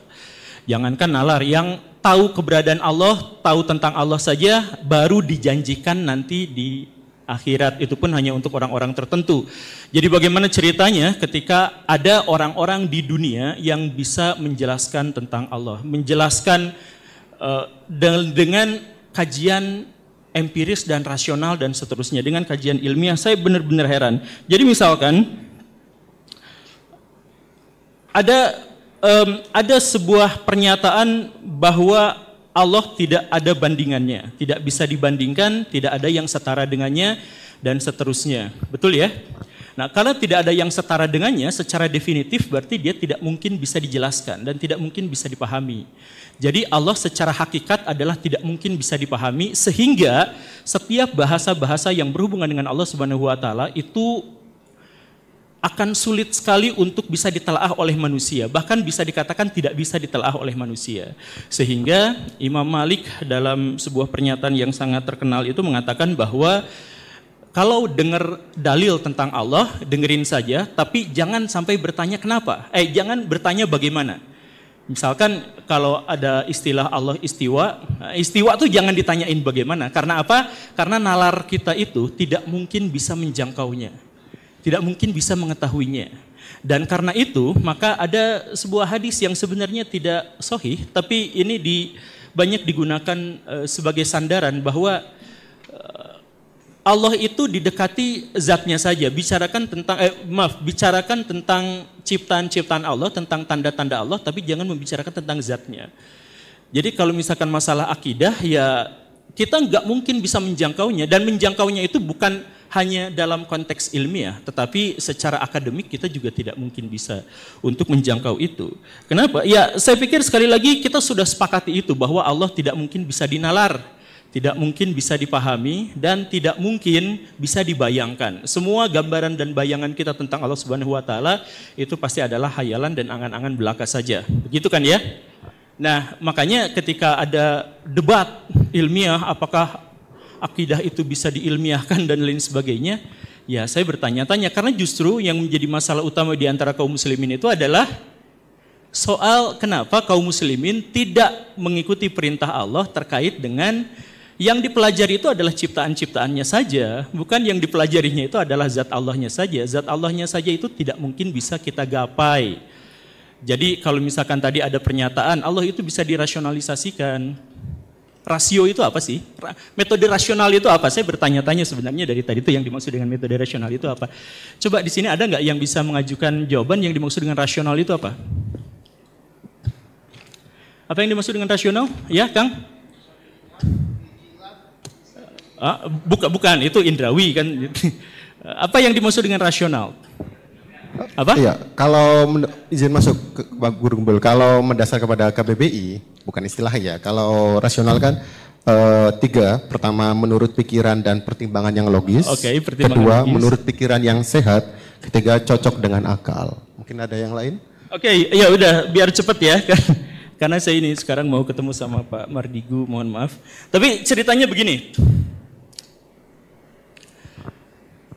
Yang dimaksud dengan rasional itu apa? Yang dimaksud dengan rasional itu adalah sesuai dengan rasio. Apa yang dimaksud dengan rasio? Bahasa Indonesianya rasio itu adalah perbandingan. Jadi perbandingan rasio antara orang yang begini dengan itu, rasio itu perbandingan. Artinya apa? Membandingkan satu informasi dengan informasi yang lain, itu disebut sebagai rasional. Jadi misalkan, dan ini disebut rasional itu pada akhirnya diterjemahkan sebagai penalaran. Apa yang dimaksud dengan penalaran? Yang dimaksud dengan penalaran itu adalah dua informasi dalam benak kita dicoba dihubungkan. Itulah yang namanya nalar. Berpikir bernalar itu adalah, misalkan bernalar itu ya. Saya itu ada di mana sekarang ya? Saya ada di mana sekarang artinya ada pengetahuan dan informasi tentang saya, ada informasi tentang tempat. Maka dikaitkan keduanya dalam bentuk pertanyaan, maka bentuknya adalah saya ada di mana. Itu artinya apa? Membandingkan informasi-informasi. Artinya apa? Rasio. Nah, sekarang di dalam Al-Qur'an justru disebutkan bahwa Allah itu tidak ada bandingannya. Tidak ada yang setara dengannya. Lalu bagaimana cara kita merasionalisasikannya? Kalau misalkan ada yang mau, itu berarti melanggar kaidah ilmiah di satu sisi, dan di sisi lain itu bertentangan dengan doktrin awal Islam, bahwa Allah tidak mungkin bisa dirasionalisasikan. Kan gitu. Jadi makanya kalau misalkan tadi mengutip Al-Ghazali misalkan ya Al-Ghazalinya yang kita pertengahan, coba yang akhirnya yang Munkidz gitu. Dalam kitab Munkidznya Al-Ghazali itu kan beliau menyesali cara beliau mencari Tuhan itu dengan menggunakan pendekatan rasional. Dalam Munkidz itu dijelaskan pendekatan indrawi itu ternyata gagal untuk memahami Tuhan. Beliau menjelaskan tentang misalkan atau yang saya biasa terjemahkan itu adalah misalkan ada pesawat kecil kan kelihatannya padahal jauh, artinya indrawi terbatas oleh jarak gitu. Kemudian beliau nyari-nyari lagi definisi cara untuk cara rasional. Oh, berarti cara rasional itu adalah 3 tidak mungkin lebih daripada 6. Misalkan begitu kan, itu rasional. Nah, tapi beliau mengingkari sendiri, oh iya saya bertobat dari pernyataan-pernyataan seperti itu. Karena pada akhirnya saya memahami jalan terbaik untuk memahami Allah Subhanahu wa taala dengan cara, silahkan baca bukunya Munkidz Minad Dhalal. Tapi sekali lagi ya, makanya saya terheran-heran ketika sekarang ada yang mempertanyakan dan mempermasalahkan ketika saya menyatakan bahwa Allah tidak bisa, atau akidah dalam hal ini tidak bisa diilmiahkan. Kenapa? Karena memang saya tidak mau sama sekali menganggap bahwa akidah itu adalah objek dari penelitian, objek dari ilmu pengetahuan. Karena apa? Karena itu dasarnya memang, karena gini nih, ilmiah itu dasarnya dari mana? Ilmiah itu adalah hasil akumulasi pengetahuan dan kesadaran masyarakat dunia. Jadi, saya mohon maaf, sangat naif kalau ada yang mengatakan bahwa ini kan ilmiah versi Islam, ini ilmiah versi Barat. Gak ada yang seperti itu. Yang dimaksud dengan ilmiah itu artinya salah satu karakteristiknya adalah dia sudah teruji oleh metode yang bisa diulang di banyak tempat, di banyak waktu. Jadi artinya apa? Lintas batas, lintas benua. Dan bahkan setelah itu pun hasilnya adalah kebenaran empirik. Artinya apa? Tidak benar murni. Tidak benar murni. Nah, jadi yang pertama ya, kalau misalkan dalam Islam ada dikatakan kebenaran versi ilmiah, kebenaran versi sekuler dan sebagainya, kebenaran versi Islam dan sebagainya, yang nggak ada. Bahkan metodologi ilmiah yang sekarang kita kenal itu didapatnya dari mana? Secara filosofis didapatnya dari Immanuel Kant. Ketika beliau misalkan mengatakan bahwa rasional itu punya kelebihan dan kekurangan masing-masing, empiris punya kelebihan dan kekurangan masing-masing. Jadi ayo kita satukan. Dia bikin kantilisme tapi tidak populer, tapi itu kemudian dijadikan patokan. Maka nanti kemudian muncullah Auguste Comte yang muncul dengan positivistiknya. Dan sejak saat itulah akhirnya ilmiah itu muncul. Nah, apakah peran Islam tidak ada di situ? Besar. Karena Immanuel kan referensi utamanya justru adalah dari sarjana-sarjana muslim. Jadi misalkan soal eksperimental, uji eksperimental, soal cara menguji dan sebagainya itu kan dari Ibnu Haytham, dari Ibnu Sina dan sebagainya. Jadi banyak sekali metode-metode ilmiah yang kita pahami sekarang itu sebenarnya diambil dari metodologi ilmiah Islam. Cuman masalahnya orang-orang Islam berhenti untuk membuat metodologi itu, sedangkan orang-orang Barat berlanjut sampai sekarang. Padahal yang ada di situ juga ada dalam Islam. Makanya stop menjadi fasis dalam ilmu pengetahuan dengan mengatakan ada ilmiah versi Islam, ada ilmiah versi Barat. Yang kita pahami dari ilmiah itu adalah dari Hindu, dari Islam, dari Barat dan sebagainya itu ada. Nah, ini juga sebenarnya terkait dengan ajaran Islam yang paling dasar, bahwa ilmu itu tidak pernah ada ilmu Barat, ilmu Timur. Semua ilmu demi Allah itu dari Allah Subhanahu wa taala tanpa kecuali. Semua ilmu itu. Tinggal siapa yang akhirnya membuat metodologinya. Nah, untuk menciptakan metodologi ilmu itu ada yang muslim, ada yang non-muslim. Yang muslim kita ambil, yang non-muslim kita ambil juga. Disebutnya sebagai hikmah. Makanya di abad di abad kejayaan Islam itu ada yang namanya Harun al-Rashid. Dia itu bikin yang namanya Raudatul Hikmah. Raudatul Hikmah itu apa? Perpustakaan yang isinya adalah ilmu-ilmu yang berasal dari Romawi, dari Persia, dari India, dan lain sebagainya. Kenapa? Karena pada waktu itu istilah hikmah berarti adalah milik kaum muslimin yang hilang. Pernah dengar ya istilah itu ya? Jadi hikmah itu adalah milik kaum muslimin yang hilang, masih ingat ya? Nah, karena itu adalah milik kaum muslimin yang hilang, maka itu milik kaum muslimin, ya diambil dalam Raudatul Hikmah. Lalu putranya itu membuat dari sekedar perpustakaan berubah menjadi tempat penelitian ilmiah. Maka disebutlah Baitul Hikmah. Nah, jadi tradisi ilmiah itu diantaranya adalah dari Islam karena untuk pertama kalinya dalam sejarah ilmu tidak disekulerkan dan tidak difasiskan. Tidak ada ini namanya ilmu dari Persia, ini dari tidak. Pokoknya semua ilmu itu adalah dari Allah Subhanahu wa taala untuk kemudian diambil dan menjadi milik dari seluruh umat manusia. Baitul Hikmah itu adalah hasil dari terjemahan banyak dari non-muslim dan muslim juga ada. Nanti setelah itu diterjemahkan lagi sama orang-orang barat, boleh tidak? Ya boleh. Karena apa? Ya karena itulah yang namanya ilmiah. Ilmiah itu universal. Jadi mohon jangan dikotomikan nanti ada ini versi ini gitu ya. Tapi balik lagi ke misalkan memahami soal agama gitu ya.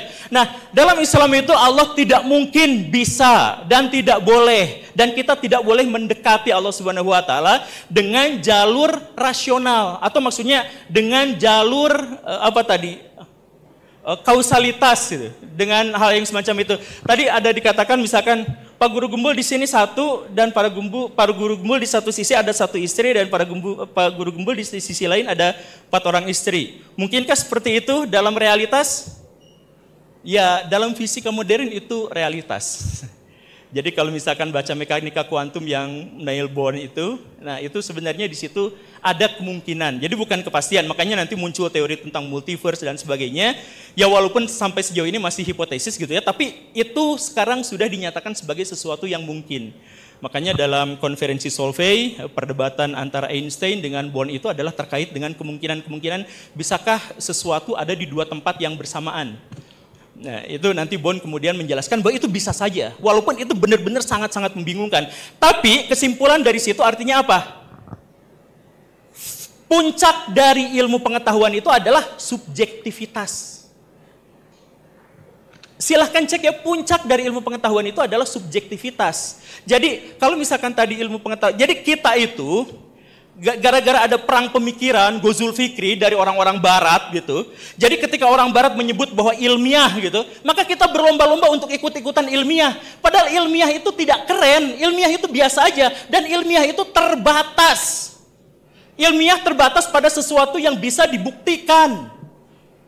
Nah, jadi menjatuhkan derajat Allah Subhanahu wa taala pada cabang metode yang justru diragukan sejak awal. Kan ilmiah itu dasarnya skeptis. Bukan selalu skeptis, Pak. Dasarnya itu skeptis. Apakah begini? Dan diakhiri oleh ini kebenaran versi ilmiah yang terbuka kemungkinan untuk salah. Siapa di sini yang mau mengatakan, saya ragu kepada Allah, dan bahkan ketika saya telah mempercayainya, saya tetap harus ragu pada Allah, saya membuka kemungkinan bahwa Allah itu 3 misalkan. Siapa yang berani mengatakan seperti itu? Cung? Tolong acungkan tangan. Tidak ada. Kewajiban dari metodologi ilmiah adalah seperti itu. Kewajiban dari metodologi ilmiah itu adalah skeptis. Saya nggak bawa referensi, tapi silahkan kalau mau googling sekarang boleh. Bahwa untuk mencapai ilmiah, hal pertama yang harus kita bayangkan itu adalah bahwa kita harus skeptis, kemudian diakhiri oleh pernyataan bahwa ini benar secara empiris, tetapi saya terbuka pada kemungkinan bahwa pernyataan saya itu salah. Bahwa hasil penelitian saya itu salah. Karena begitulah yang namanya metodologi ilmiah. Dulu Pluto disebut sebagai planet, sekarang bukan, lalu ada isu lagi untuk dijadikan dan sebagainya. Ilmiah itu ya seperti itu. Beranikah di antara orang-orang yang ada di sini mengatakan Allah itu esa, tapi mungkin aja 3, tapi lalu nanti dikatakan lagi oh 1, tapi bisa aja nanti 4. Itu betapa kurang ajarnya. Makanya sekali lagi zat Allah jangan dipikirkan secara rasional. Rasio itu artinya perbandingan. Perbandingan artinya apa? Membandingkan Allah dengan sesuatu yang lain. Saya coba dengan secara sederhananya filsafat bahasa. Gini ya. Coba saya tanyain, siapa yang bisa? Saya kasih dompet saya. Enggak bercanda. Dompet saya isinya dikit. Coba bertanya, coba saya misalkan tanyakan yang ada di sini ya. Apa yang dimaksud dengan mic? Hah? Apa? Alat pembesar suara. Mikrofon. Apa yang dimaksud dengan mikrofon? Apa? Pengubah suara. Pembesar suara. Oke, itu sebenarnya tidak definitif, tidak selesai definisinya. Jadi definisi itu kita harus gabungkan dia pada sebuah kelompok tertentu, baru kemudian cari identitasnya yang memisahkan dia gitu. Gitu kan? Definisi paling sederhana itu gitu kan? Jadi misalkan golongkan ini kepada sesuatu. Apa ini? Alat elektronik. Sepakat ya? Alat elektronik.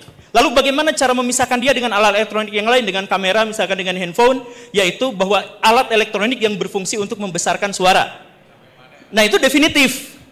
Itu definitif. Jadi dia harus masuk golongan apa dulu, dia termasuk golongan apa, kemudian dia identifikasi dia kelompok mana.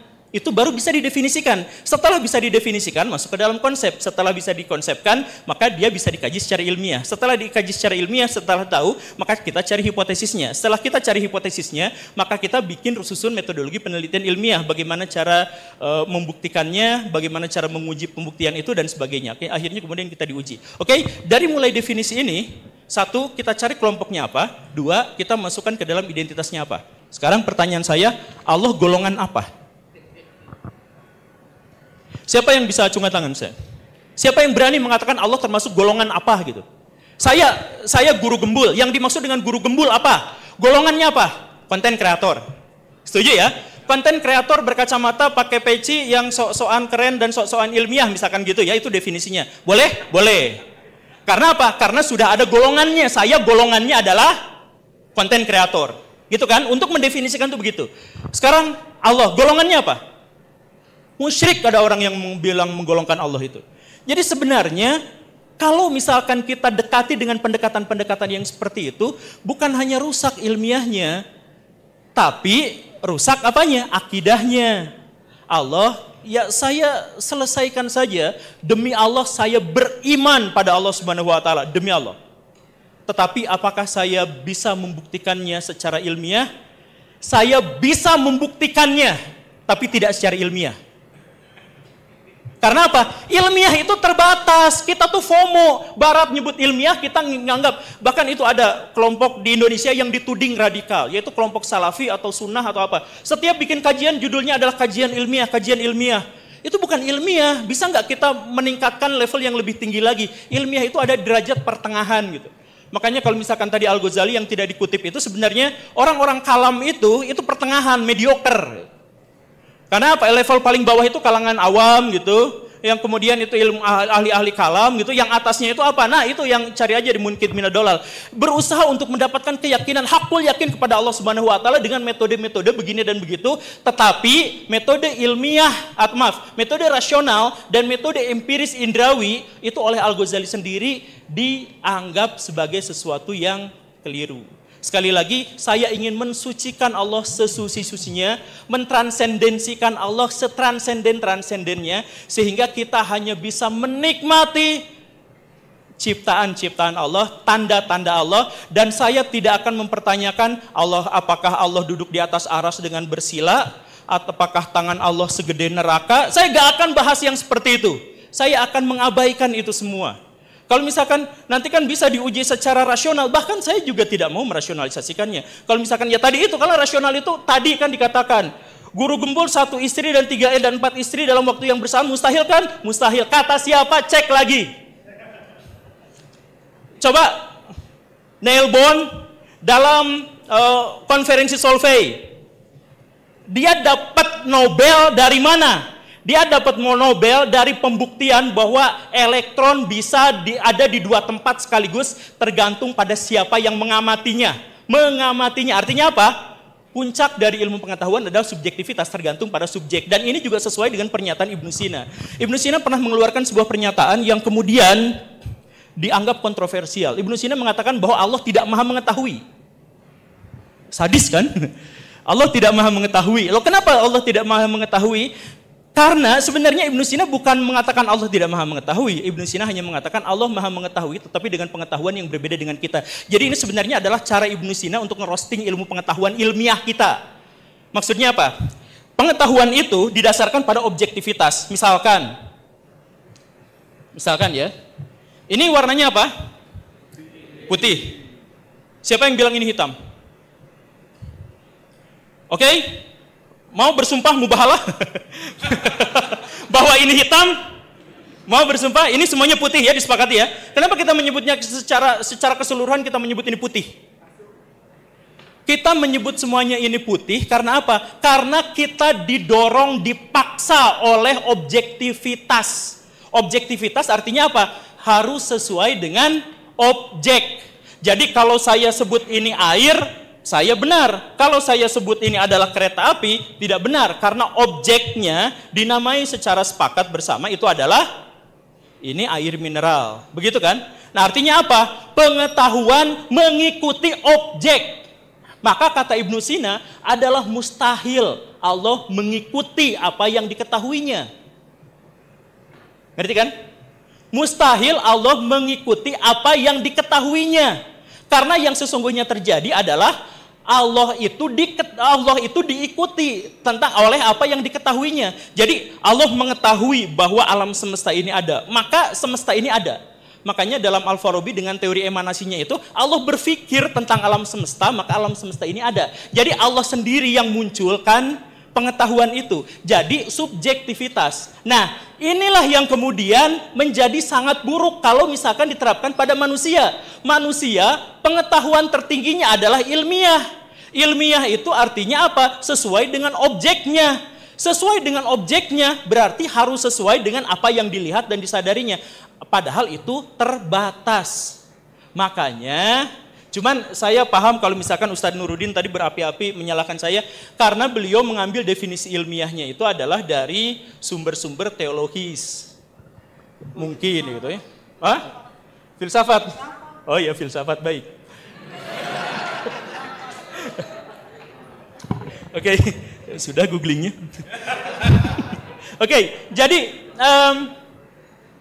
sekali lagi ketika saya katakan Allah tidak bisa dinalar, itu adalah pernyataan para ulama salaf.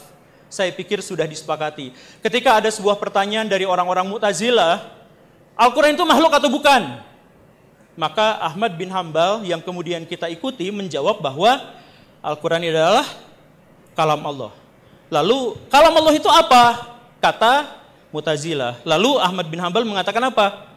Tidak mengatakan apa-apa karena beliau hanya mengikuti Quran dan Sunnah saja. Yang tidak ada dalam Quran dan Sunnah terkait dengan akidah, beliau bungkam dan tidak mau menjelaskan sama sekali terkait dengan hal itu. Maka sangat luar biasa ketika Kaira sekarang mengumpulkan begitu banyak orang untuk menggibahkan Tuhan. Jadi gitu ya. Jadi nalar sederhananya. Tapi kemudian saya ingin mempertanyakan sesuatu yang sangat sederhana. Kan gini ya, dalam doktrin Islam, pahami tentang sifat-sifat Tuhan, pahami tentang wujud, tentang ciptaan-ciptaannya, tentang tanda-tandanya, tapi jangan berpikir tentang zatnya. Begitu ya. Nah, pertanyaan saya adalah, kenapa kaum muslimin justru malah ribut soal zat Allah dan berdebat soalnya, tapi tanda-tandanya tentang ciptaan-ciptaannya itu diabaikan. Yang diperintahkan sama Allah Subhanahu wa taala untuk melihat tanda-tandanya kita abaikan, sedangkan yang benar-benar berurusan dengan Allah Subhanahu wa taala, yang zatnya itu kita bicarakan. Kenapa coba seperti itu? Ini kan pertanyaan, nanti silakan, ini pertanyaan retoris, silakan jawab aja untuk semua orang yang ada di sini gitu. Kenapa ciptaan-ciptaan Allah tidak dibahas? Tapi kalau misalkan tentang Allahnya kita ribut di situ. Nih, Mik, Demi Allah, ini bukan buat bikinan orang Islam. Ini pabriknya mungkin dari Cina atau dari Jepang. Itu kursi-kursi itu nggak ada yang buatan Muslim. Jadi Muslim sampai sekarang itu terpuruk, tidak menghasilkan peradaban, tidak berkontribusi terhadap masyarakat. Ya paling mereka akan nyari, oh tapi kan leluhur kami Ibnu Sina. Ya paling jawabannya seperti itu. Kenapa kaum muslimin sekarang tidak menghasilkan peradaban? Karena bertentangan dengan syariah Allah. Allah nyuruh bahwa yang harus kita pelajari itu adalah meja, kursi, alam semesta, matahari, energi terbarukan, mobil, motor, dan sebagainya. Lalu apa yang sekarang kita lakukan? Yang kita lakukan adalah ngegibahin masalah-masalah zat Allah. Takdir Allah dibicarakan, apakah begini dan begitu. Sifat Al-Quran itu apakah makhluk Allah atau bukan. Kenapa yang dibahas itu adalah hal yang semacam itu? Detik ini ketika saya sedang ngomong di sini, ada orang-orang Cina yang sedang bikin komputer super, komputer kuantum. Dan kalau misalkan itu sudah mewujud, maka mereka bisa menguasai dunia. Di Jepang dan di Korea sekarang sedang bikin nanoteknologi. Amerika Serikat sedang mengembangkan AI. Ya tahu. Nah, coba saya tanyakan, perintah Allah adalah untuk membahas hal-hal seperti itu, mengkaji hal-hal seperti itu, mengkaji ayat-ayat kauniyah, membahas tentang ciptaan-ciptaan Allah. Tapi kita tidak melakukan seperti itu. Yang kita lakukan adalah ngebahas tentang Allah, tentang takdir, tentang perbuatan Allah. Lalu kita klaim sama-sama, kamu masuk neraka. Itu kan gitu kan kita tuh sekarang tuh kan, itu perbuatan-perbuatan Allah, tapi malah kita yang mengklaimnya. Kamu masuk neraka, kamu masuk surga, kamu selamat, kamu tidak selamat, dia syahid. Tahu dari mana itu? Itu kan perbuatan-perbuatan Allah, tapi itulah yang jadi bahan perdebatan kita. Perdebatan kita di ruangan ini sekarang. Taubat kalian semua. Yang harusnya diperdebatkan itu adalah tentang perintah Allah itu adalah visi kaum muslimin itu apa? Memberikan kemanfaatan sebesar-besarnya buat manusia. Nah, pikirkan bagaimana caranya itu. Bukan berdebat soal zat Allah kayak gimana. Apakah Allah bisa dirasionalisasikan atau tidak. Nanti kalau misalkan tidak rasional, Anda nanti akidahnya akan... Jadi misalkan ya, metode ilmiah itu tidak hanya harus menggunakan empirisme. Tapi empirisme hanya salah satu bagian dari metodologi ilmiah. Tapi bahkan setelah ada empirisme, rasionalisme, disatukan oleh Immanuel Kant, dipertontonkan kemudian oleh Auguste Comte, kemudian ditentang lagi nanti oleh Nietzsche misalkan, kemudian nanti coba disatukan oleh Wilson dan lain sebagainya. Nah, itu dinamika seperti itu, apakah itu tidak kurang ajar kalau misalkan itu disematkan objeknya adalah Allah Subhanahu wa Ta'ala? Saya tanya di sini kepada orang-orang. Jadi kita jangan fokus sama hal-hal yang semacam itu. Makanya udah beres ini saya mau ke Pak Mardigu ngobrol ini itu soal ekonomi negara. Itu jauh lebih penting. Dan ketika misalkan saya mengatakan ya, saya mengatakan Allah duduk di atas arash. Gimana metodologi apa yang saya bisa gunakan untuk Allah duduk di atas arash? Ya enggak, ya sudah saya berpasrah diri. Kan Islam itu berpasrah diri.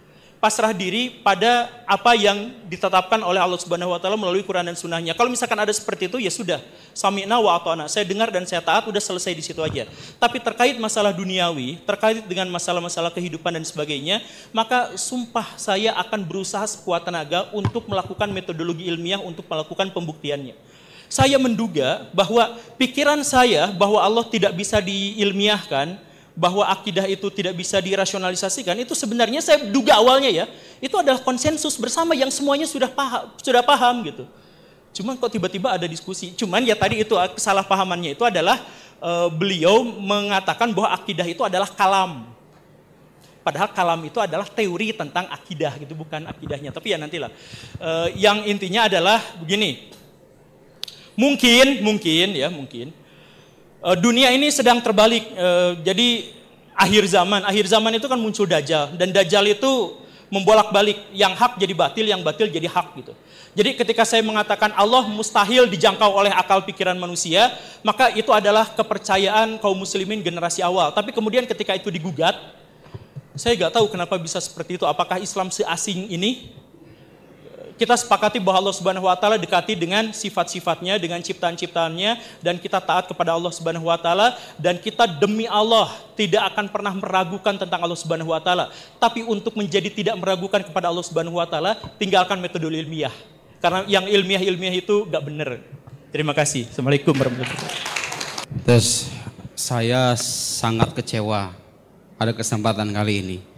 Kita berharap ada debat intelektual berbasis pada referensi dan argumentasi, tapi seperti Anda lihat, beliau tidak memaparkan satu referensi pun, baik dari tradisi kesarjanaan Islam maupun tradisi kesarjanaan Barat. Saya belum memaparkan semuanya, hadirin. Jadi saya agak kecewa ketika beliau menyebutkan itu kan dasarnya teologi. Loh, saya ini baca buku filsafat, sekolah jurusan filsafat 9 tahun. Mohon maaf Pak Guru Gembul, jangan sembarangan mentang-mentang bahasa Arab terus teologi begitu. Enggak.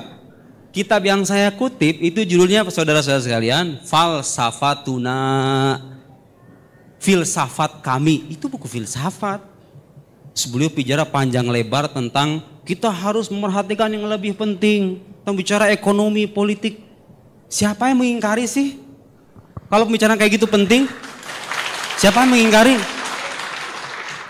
Likulli maqam maqal. Setiap makom itu ya ada perkataan yang pas. Kita lagi debat masalah ini, yang gak usah bicara panjang lebar kemana-mana gitu loh. Itulah pentingnya belajar ilmu debat, saudara-saudara sekalian. Biar Anda tahu bagaimana caranya memposisikan mahal niza. Ini namanya mu'allil, ini namanya sa'il, ini klaim, ini bantahan atas klaim. Beliau tidak mengklaim sama sekali apa yang saya paparkan tadi. Hanya bicara panjang lebar ke sana kemari, tidak tanpa menyinggung jantung persoalannya. Saya tadi mengatakan, ini kita lagi bahas akidah Islam itu bisa enggak dibuktikan secara ilmiah. Dari tadi saya ngomong itu, Pak. Jangan dipotong, jangan dipotong. Jangan dipotong. Kita bukan netizen, mohon maaf. Kita lagi belajar di akademisi gitu loh. Tolong kita jaga adab intelektual ya. Nanti ada Bapak sendiri ada bagiannya. Kemudian beliau bicara tentang Al-Ghazali. Al-Ghazali katanya bertobat dari ilmu kalam. Pak, coba baca langsung bukunya. Perlu gak saya bacain Al-Munki Minad Dolal? Kasih saya satu ungkapan Al-Ghazali mengingkari keabsahan ilmu kalam secara metode keilmuan. Al-Ghazali imamul mutakallimin. Al-Ghazali imamnya para teolog gitu loh. Nah lihat sini ya. Beliau bicara gak pakai referensi kan? Saya bicara referensi. Beliau tadi mengatakan zat Allah itu tidak bisa diketahui. Pak, dari dulu para teolog udah mengatakan begitu. Jangankan para teolog, Nabi pun gak tahu hakikat Allah itu. Dan itu tidak mengenai keagungan Nabi loh ya. Kenapa? Karena kalau hakikat Allah itu diketahui, Allah terbatas dong kalau begitu. Jadi semua teolog sepakat hakikat Allah itu tidak diketahui. Tapi itu tidak berarti menghalangi kita untuk memahami dan mengenal Allah melalui sifatnya. Berdasarkan metode rasional yang kita pahami dan wahyu yang terpercaya. Oke, beliau nggak pakai referensi kan? Saya pakai referensi. Dari mana itu ungkapan? Oke, ini namanya kajian ilmiah kayak begini nih. Referensinya jelas gitu loh. Beliau dari mana referensinya? Saya juga nggak paham. Oke, lihat nih Al-Amidi mengatakan. Jadi zat Allah itu memang iya hakikatnya nggak bisa diketahui. Nggak usah panjang lebar mengatakan begitu.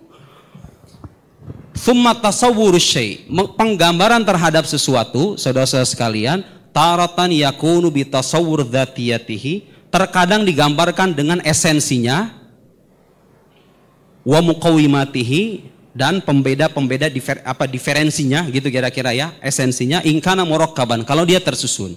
Ada genus, ada diferensia gitu kan, Anda belajar logika kan? Kadang manusia, apa itu manusia? Hayawan natik, rational animal. Hewan yang berpikir. Itu tuh, kadang-kadang begitu tuh. Wataratan bitasawur khawasihi walawazimi. Terkadang penggambaran sesuatu itu digambarkan dengan kekhasannya, sifat-sifat khasnya. Walawazimihi dan konsekuensi-konsekuensinya.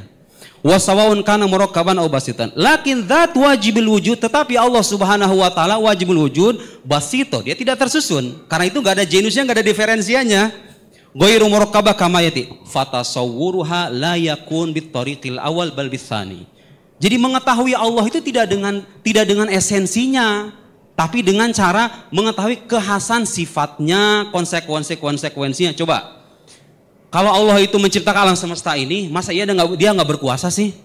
Dia berkuasa dong. Ini rasio kita mengatakan begitu loh. Dan agama datang dengan teks yang mengatakan Allah Maha Kuasa. Itu mengenal Allah dengan sifatnya, bukan dengan zatnya. Nggak ada teolog itu sepanjang zaman mengatakan kita ingin menyampaikan hakikat Allah. Enggak. Kita ingin menyampaikan awal wajib alal insan, kewajiban pertama bagi manusia itu mengenal Allah. Kalau beliau kebalikannya, Allah nggak bisa diketahui, ngomong panjang lebar ke sana kemari. Loh, teolog di mana-mana ngomongnya begitu. Kewajiban pertama itu mengenal Allah. Pak, betul kemajuan saintifik itu penting. Tapi kita kan akan mati loh. Kita ketemu Tuhan loh. Anda kalau nggak percaya Tuhan sejak di dunia, amal Anda bisa sia-sia loh. Jangan abaikan juga pentingnya akidah itu. Anda harus punya pemahaman yang benar tentang Tuhan itu. Makanya kita berdebat nih. Tuhan tuh ada apa enggak gitu loh.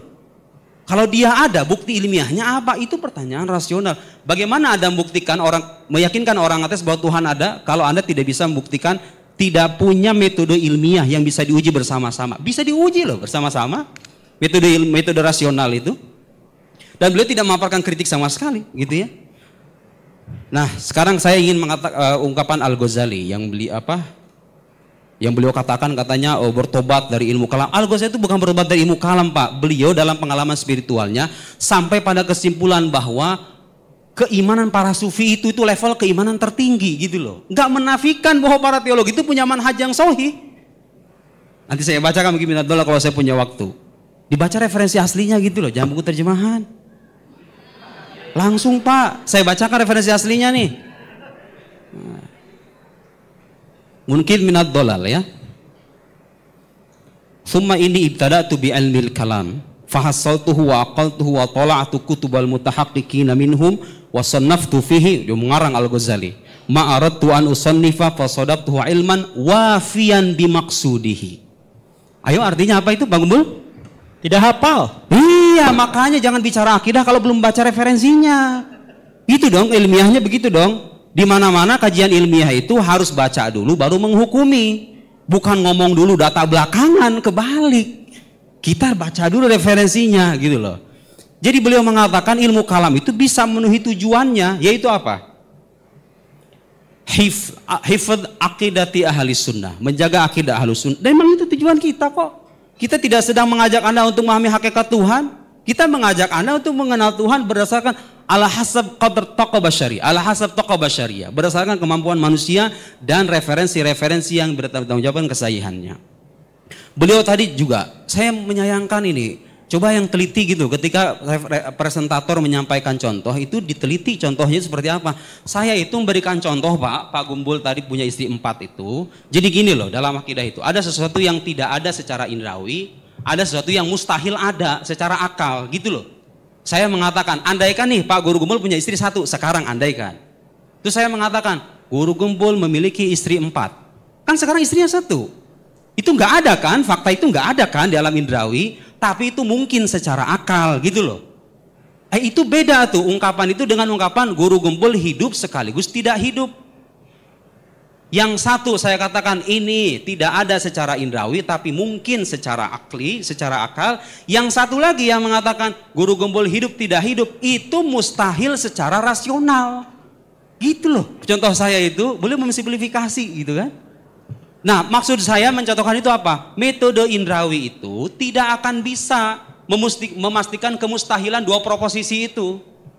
Maaf, tidak akan bisa membedakan dua macam proposisi semacam itu. Yang mungkin secara akal tapi tidak ada secara indrawi dengan mustahil secara akal tidak akan pernah ada gitu loh. Gitu ya. Jadi pertanyaan saya dan mohon dijawab sama Pak Gembul. Intinya itu, Anda mengakui enggak pengetahuan rasional sebagai pengetahuan ilmiah? Kalau Anda mengakui, dan pastinya mengakui karena ketika dia mengatakan pengetahuan rasional misalnya tidak ilmiah. Anda harus menggunakan rasio loh untuk membuktikan itu. Anda harus menggunakan pengetahuan rasional loh untuk sampai pada kesimpulan pengetahuan rasional tidak ilmiah. Mau tidak mau kan? Akan dipaksa pada akhirnya. Kalau Anda mengakui pengetahuan rasional sebagai pengetahuan ilmiah dan akidah Islam itu punya dasar-dasar rasional, ya berarti kalau begitu ilmiah dong dasar-dasar keyakinan kita itu. Gitu ya. Jadi mohon maaf kita jangan digeret ke pembahasan-pembahasan yang sifatnya sampingan dan tidak terkait dengan tema utama. Saya kutip lagi buku filsafat ya. 1 menit. Baik, 1 menit. Nih, saya harus membaca buku teologi lagi. Saya kutip Sarjana Barat. Beliau kan tadi bicara panjang lebar kemana-mana bahwa ngapain kita bicara Tuhan? Tuhan tuh haram didekati loh. Teologi itu selama berabad-abad bikin karangan kita beribuan jilid terus ngapain itu? Mereka tahu Allah laisa kamitslihi syai', Allah tidak ada yang setara dengannya. Tapi itu tidak menghalangi kita untuk memahami dan mengetahui, mengenal Allah berdasarkan petunjuk hukum-hukum rasional bersifat pasti dan wahyu yang terpercaya. Terpercaya loh ya, bukan hanya diklaim sebagai wahyu. Lihat, John Lennox punya buku namanya God's Undertaker. Saya bacakan teksnya. Ini kritik atas orang-orang ateis yang mengatakan kalau kita percaya Tuhan itu seolah kita menafikan pentingnya sains. The notion that belief in creator God who create and who upholds the universe would bring science to an end is frankly fallacious. Jadi meyakini Tuhan ada dan itu bisa menghentikan sains, oh itu falasi itu. Itu logika cacat itu. Emang tahu nggak kenapa katanya? Believing that the engine of the car had been designed by Mr. Ford would not stop anybody from investigating scientifically how the engine worked. Jadi meyakini bahwa sebuah mobil itu, mesin mobil itu didesain oleh seseorang namanya Ford. Anda percaya nih bahwa desainer mobil ini namanya Ford. Itu nggak menghalangi orang untuk meneliti komponen mobil itu sendiri gitu loh. Jadi kalau Anda percaya Tuhan, itu nggak akan menghalangi Anda untuk menjadi saintis sejati. Karena Tuhan itu adalah sebab utama di balik keterlahiran alam semesta ini. Nah keyakinan itu nggak menghalangi kita untuk meneliti alam. Jadi kalau Anda percaya mobil Toyota dibuat oleh si fulan, apakah itu artinya Anda berhenti jadi seorang bengkel, jadi seorang tukang bengkel?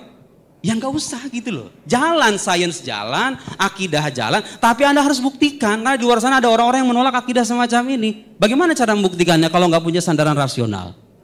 Mereka nggak percaya Quran, nggak percaya hadis. Satu-satunya jalan untuk membuktikan dan meyakinkan mereka secara rasional itu adalah hukum akal.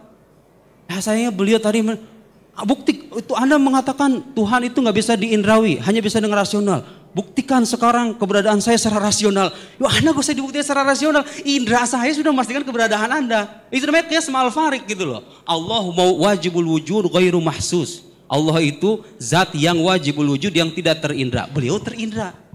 Sudah. Oh bisa disamakan. Ya, okay. Sekian. Baik, terima kasih. Tepuk tangan. Tolong acungkan tangan, ada orang nggak yang di sini sadar bahwa di antara sekian banyak perdebatan, sebenarnya kita tuh memperdebatkan hanya pada masalah konsep, padahal ujungnya sepakat. Tolong acungkan tangan, siapa yang sadar itu? Sadar bahwa sebenarnya pada dasar-dasarnya kita tuh sepakat, yang membedakannya itu adalah kita membawakan dengan gaya yang berbeda, beliau dengan referensi yang sangat banyak, saya mah siapa tuh cuman YouTuber. Tapi sebenarnya misalkan seperti ini ya. Beliau berulang-ulang mengatakan sesuatu yang tidak pernah saya katakan. Beliau mengatakan berulang-ulang bahwa saya memahami ilmiah itu hanya secara empirisme saja, tidak secara rasional. Ya tidak, saya memahami yang dimaksud dengan ilmiah itu adalah diawali dengan konfirmasi atas indrawi terhadap sebuah pengetahuan. Nah, kemudian nanti diuji secara empiris dan seterusnya dan seterusnya. Tapi bahkan itu pun tidak mungkin bisa menjangkau kebenaran yang hakiki. Pada bagian itu sepakat ya? Sepakat? Bahwa ilmiah itu tidak mungkin bisa menjangkau sesuatu yang hakiki, disepakati ya? Oke, disepakati. Nah, karena Allah itu adalah sesuatu yang hakiki, maka bahkan dengan pengujian empirisme dan pengujian rasional sehingga kita sebut sebagai sesuatu yang ilmiah, itu tidak mungkin bisa menjangkau Allah Subhanahu wa taala. Sepakat gak? Bahwa ilmu manusia dan jangkauan manusia, metodologi ilmu manusia itu tidak mungkin bisa menjangkau zat Allah Subhanahu wa taala. Sepakat ya? Oh tidak, gimana? Apa?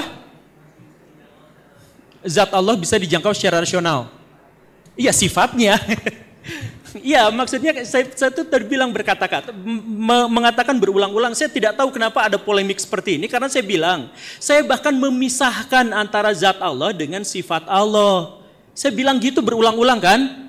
Ya makanya sok, ada nggak yang bertentangan dengan klaim saya? Bahwa satu, yang dimaksud dengan ilmiah itu adalah awal mulanya dibuktikan secara indrawi, kemudian disetujui dengan empirisme. Tapi bahkan setelah itu pun, maka Allah tidak akan terjangkau, zat Allah ya, zat Allah tidak akan terjangkau oleh pengetahuan dan metodologi manusia. Setuju nggak itu? Setuju ya? Setuju kan?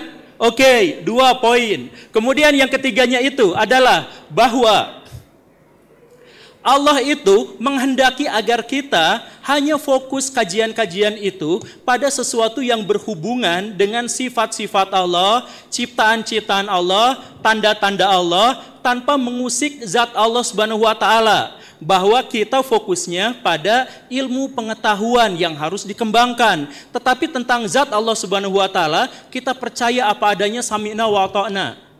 Setuju nggak itu? Apa? Jumping conclusion. Oke, apa?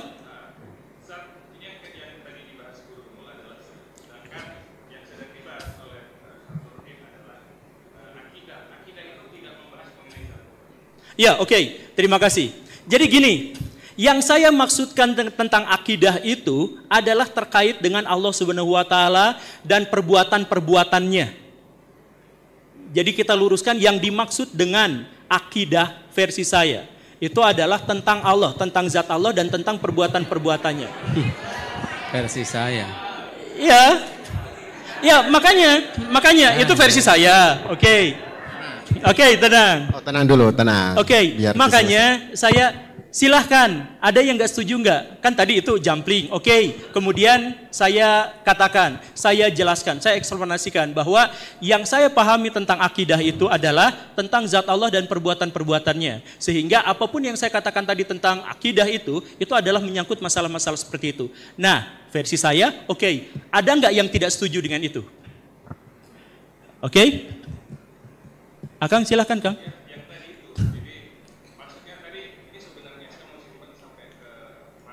Pertanyaan. Iya, makanya saya bilang gitu. Jadi ini tuh sebenarnya dari awal tuh kita tuh bersepakat. Makanya saya heran, kita tuh ternyata berbeda pendapat itu hanya pada soal diksi-diksi, hanya pada konsep-konsep. Enggak. Oke, nanti kita diskusikan ya. Tapi inti apa? Saya nggak mengklaim setuju, saya tanya ada nggak yang nggak setuju gitu. Oh, nggak setuju. Oke, tidak setuju pada bagian mana? Saya misalkan mengatakan sekali lagi ya, bahwa zat Allah Subhanahu wa taala tidak bisa dipahami dan diketahui bahkan oleh metodologi ilmiah. Itu bagian mana yang tidak setujunya? Metode ilmiah itu adalah metode pembuktian rasional dan empirisme. Coba buka Google aja. Enggak, saya gak pakai referensi. Saya pernah menjelaskan bahwa ya makanya silahkan aja konfirmasi langsung aja. Aduh maaf. Silahkan sekarang konfirmasi, silahkan buka apa yang dimaksud dengan metodologi ilmiah. Kan saya bilang, saya tidak mengklaim kebenaran, saya bahkan tidak mengklaim otoritas keilmuan. Tidak seperti Ustadz tadi itu, saya bilang sejak awal. Silahkan konfirmasi ke akang-akang, ke teteh-teteh. Kalau tidak bisa silahkan langsung googling. Nah itu ada yang googling, silahkan. Apakah metodologi ilmiah itu artinya adalah pembuktian secara empirisme dan rasional atau tidak? Silahkan googling. Coba cek aja langsung, karena saya gak pernah bawa otoritas dalam hal ini. Saya ngajak diskusi secara terbuka. Bukan mengajak orang untuk ini otoritasnya dari sini. Enggak. Saya mau bukan siapa-siapa. Oke, ada yang mau membantah dengan yang tadi?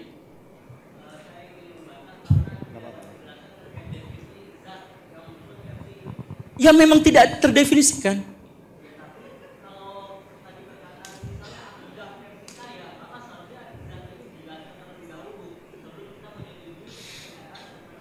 Bagus. Saya menjelaskan sejak awal misalkan ya, ketika saya mengutip pernyataan Imam Malik bahwa Allah istiwa misalkan, saya di situ menegaskan pernyataan Imam Malik bahwa jangan bertanya soal bagaimana. Itu kan pasti tentang zatnya. Saya nggak mungkin itu berbicara tentang ciptaan dan lain sebagainya. Kan enggak. Jadi sebenarnya definisi akidah yang saya pahami adalah bahwa terkait dengan perbuatan-perbuatan Allah dan zat-zat Allah, maka saya tidak akan membicarakannya dan saya tidak akan percaya pada pembuktian ilmiah. Gitu.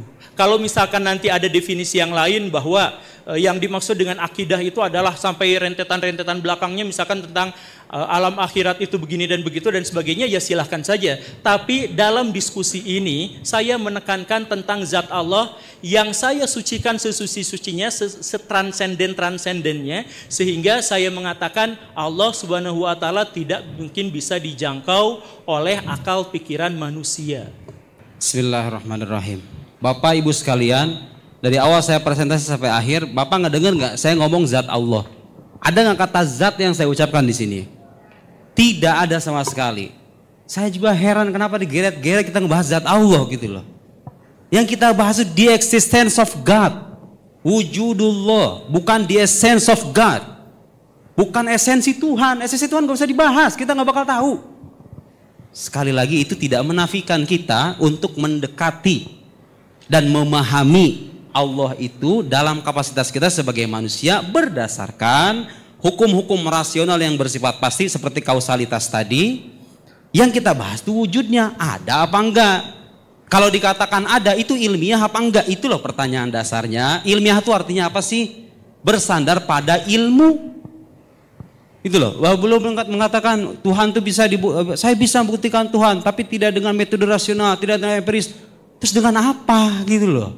Kan kita harus menggunakan metode ilmu untuk meyakinkan bahwa Tuhan itu benar-benar ada. Kalau diyakini pengetahuan rasional sebagai pengetahuan yang bersifat ilmiah, maka konsekuensi logisnya ya Tuhan itu ilmiah. Nah ini nyambung dengan pertanyaan Bapak tadi. Pak, dalam akidah itu harus ada ketentuan pasti, al-qata' wal yakin. Akidah, makanya tadi saya sebutkan di awal itu definisi. Ilmu dan akidah itu i'tiqad jazim, mutabiq lil waqi', nasyi'an dalil.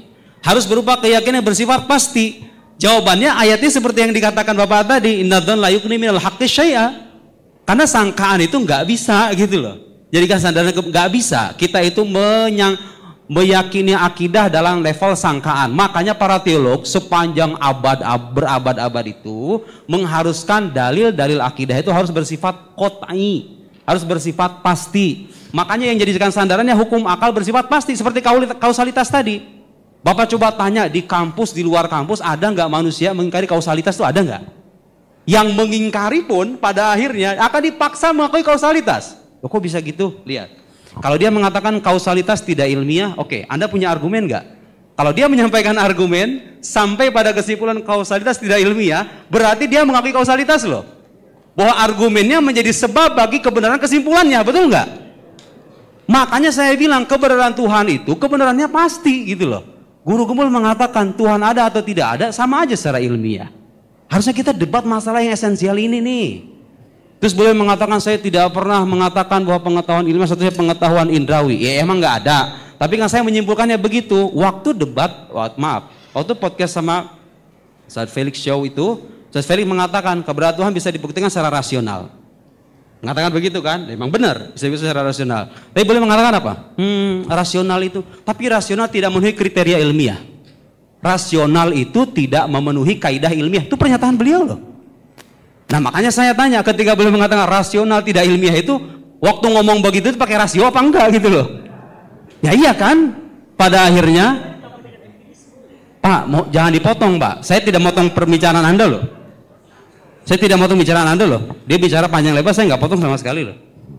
Maaf ya, kita bukan netizen. Itu Pak, itu ayat itu saling menguatkan. Kemudian mana tadi? Oke. Bu Guru mengatakan bahwa pengetahuan itu berawal dari pengetahuan indrawi. Bapak mempelajari nggak argumen kosmologis itu? Tahu nggak argumen kosmologis itu awalnya di pengetahuan indrawi loh. Bahwa alam itu ada dari ketiadaan. Itu sains membuktikan itu. Tahu nggak? Kalau kita baca buku teologi, tahu nggak apa buktinya alam itu ada dari ketiadaan? Karena tidak lepas dari gerak dan diam. Gerak itu bisa kelihatan loh Pak. Diam juga sama. Karena dia itu gerak dan diam, tidak lepas dari gerak dan gerak dan diam itu senantiasa mengalami ada dan ketiadaan, makanya disimpulkan alam itu ada dari ketiadaan. Itu pengetahuan indrawi, tapi nggak cukup dengan itu doang. Di sains itu sebetulnya bisa dijadikan salah satu premis. Ya, saya nggak mengatakan sains membuktikan keberadaan Tuhan, tapi kesimpulan saintifik bisa dijadikan salah satu premis untuk membuktikan keberadaan Tuhan. Tapi lanjutannya, setelah kita membuktikan alam ada ketiadaan, so what? Filsafat bicara di situ, hukum kausalitas. Setiap sesuatu yang ada dari ketiadaan ada yang mengadakan. Gak ada yang bisa mengingkari itu. Makanya Ar-Razi mengatakan, lihat nih, saya baca referensi ini. Ar-Razi dalam Al-Muhassal mengatakan, kaunu syai' mu'athiran fi ghairihi mutasawwarun tasawwuran badihiyan. Kenyataan sesuatu memberikan dampak bagi sesuatu yang lain Itu sebuah aksioma gitu loh. Nggak usah dipertanyain lagi setiap sesuatu yang ada dekat dia. Ya pasti ada yang mengadakan, ada sebab yang berikan efek sama dia. Nah, karena itu kita simpulkan alam itu ada yang mengadakan. Itu logika itu nggak akan pernah sama dengan logika yang mengatakan Tuhan tidak ada. Terus gimana alam bisa ada gitu loh? Masa mengadakan dirinya sendiri? Sementara beliau mengatakan Tuhan ada dan tidak itu sama aja secara ilmiah. Oh enggak. Itu beda jelas. Sebutin sama saya buku ateis yang buktikan Tuhan tidak ada. Saya bisa baktikan sekarang ke Bapak-Bapak Ibu sekalian buku-buku yang membahas tentang bukti keberadaan Tuhan. Tadi saya tampilkan tuh disertasi Al-Adil Al-Aqliyah Bainal Falasi Bainal Mutakalimin wa Falasi. Karena Syekh Said Fauda, teolog asal Yordania, 500 halaman. Ya, Sami Amiri dari orang Salafi, ya, tapi seorang intelek. 700 halaman bicara tentang, tahu nggak judul bukunya apa? Barohin wujudillah, bukti-bukti keberadaan Allah, bukan zat Allah. Wujud Allah, ada bukti-buktinya berdasarkan pengamatan rasional. Di baliknya memang ada pengetahuan empirik, tapi kita nggak bisa mengandalkan pengetahuan empirik semata. Banyak sekali karya-karya intelektual yang bahas tentang kebuktian. Coba saya, Anda membicara Richard Dawkins, The God Delusion itu, tuh tadi udah saya tampilin buku yang mengkritik itu habis. Seorang dokter juga, seorang filsuf juga, Ayman Al-Bisri, ya, dan kitab-kitab yang lain. Baik, kemudian ada pertanyaan apakah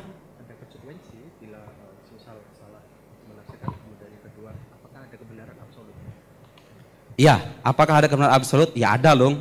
Anda mengatakan, bagi yang mengatakan tidak ada kebenaran absolut pun, dia akan terpaksa mengabsolutkan pandangannya. Kalau Anda mengatakan tidak ada kebenaran absolut, itu absolut apa enggak? Kalau Anda mengatakan tidak, ya ngapain Anda mengkritik orang-orang yang mengatakan kebenaran ada kebenaran absolut? Ya pasti dia akan meyakini bahwa itu kebenaran absolut gitu loh. Naif sekali itu orang-orang yang mengatakan tidak ada kebenaran absolut itu. Anda mengabsolutkan pandangan Anda loh. Tadi kausalitas itu, coba, ayo. Saya juga pengen mengajak kita diskusi secara akal sehat ya. Tapi ada referensi juga gitu loh. Jangan cuma main akal-akalan doang. Ya iya dong, harusnya referensi. Anda sekolah S2, S3 itu di mana-mana kalau ujian disertasi, tesis, referensinya mana? Gitu loh. Itu ilmiah namanya. Ya kalau bicara hanya asumsi, persepsi, kemudian berhayal ke Google ke sana kemana, mohon maaf. Itu namanya bukan kajian ilmiah, itu namanya asbun. Ya mohon maaf gitu loh, harus kita katakan begitu. Oke, kemudian lanjutannya tadi pertanyaan apa? Oh tadi apa namanya? Apakah ada kebenaran? Ya udah terjawab ya, karena absolut.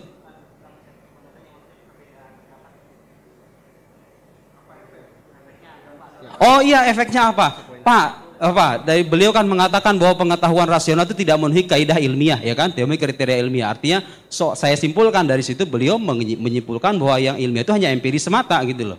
Dan itu kan kelihatan ada rekaman di Robito Halawiyah ketika ada lawan debatnya yang mengatakan ilmiah itu tidak selamanya indrawi. Terus beliau, ya itu ilmiah yang indrawi, kan gitu kira-kira kan? Anda mungkin melihat itu ya. Ya saya simpulkan dari situ.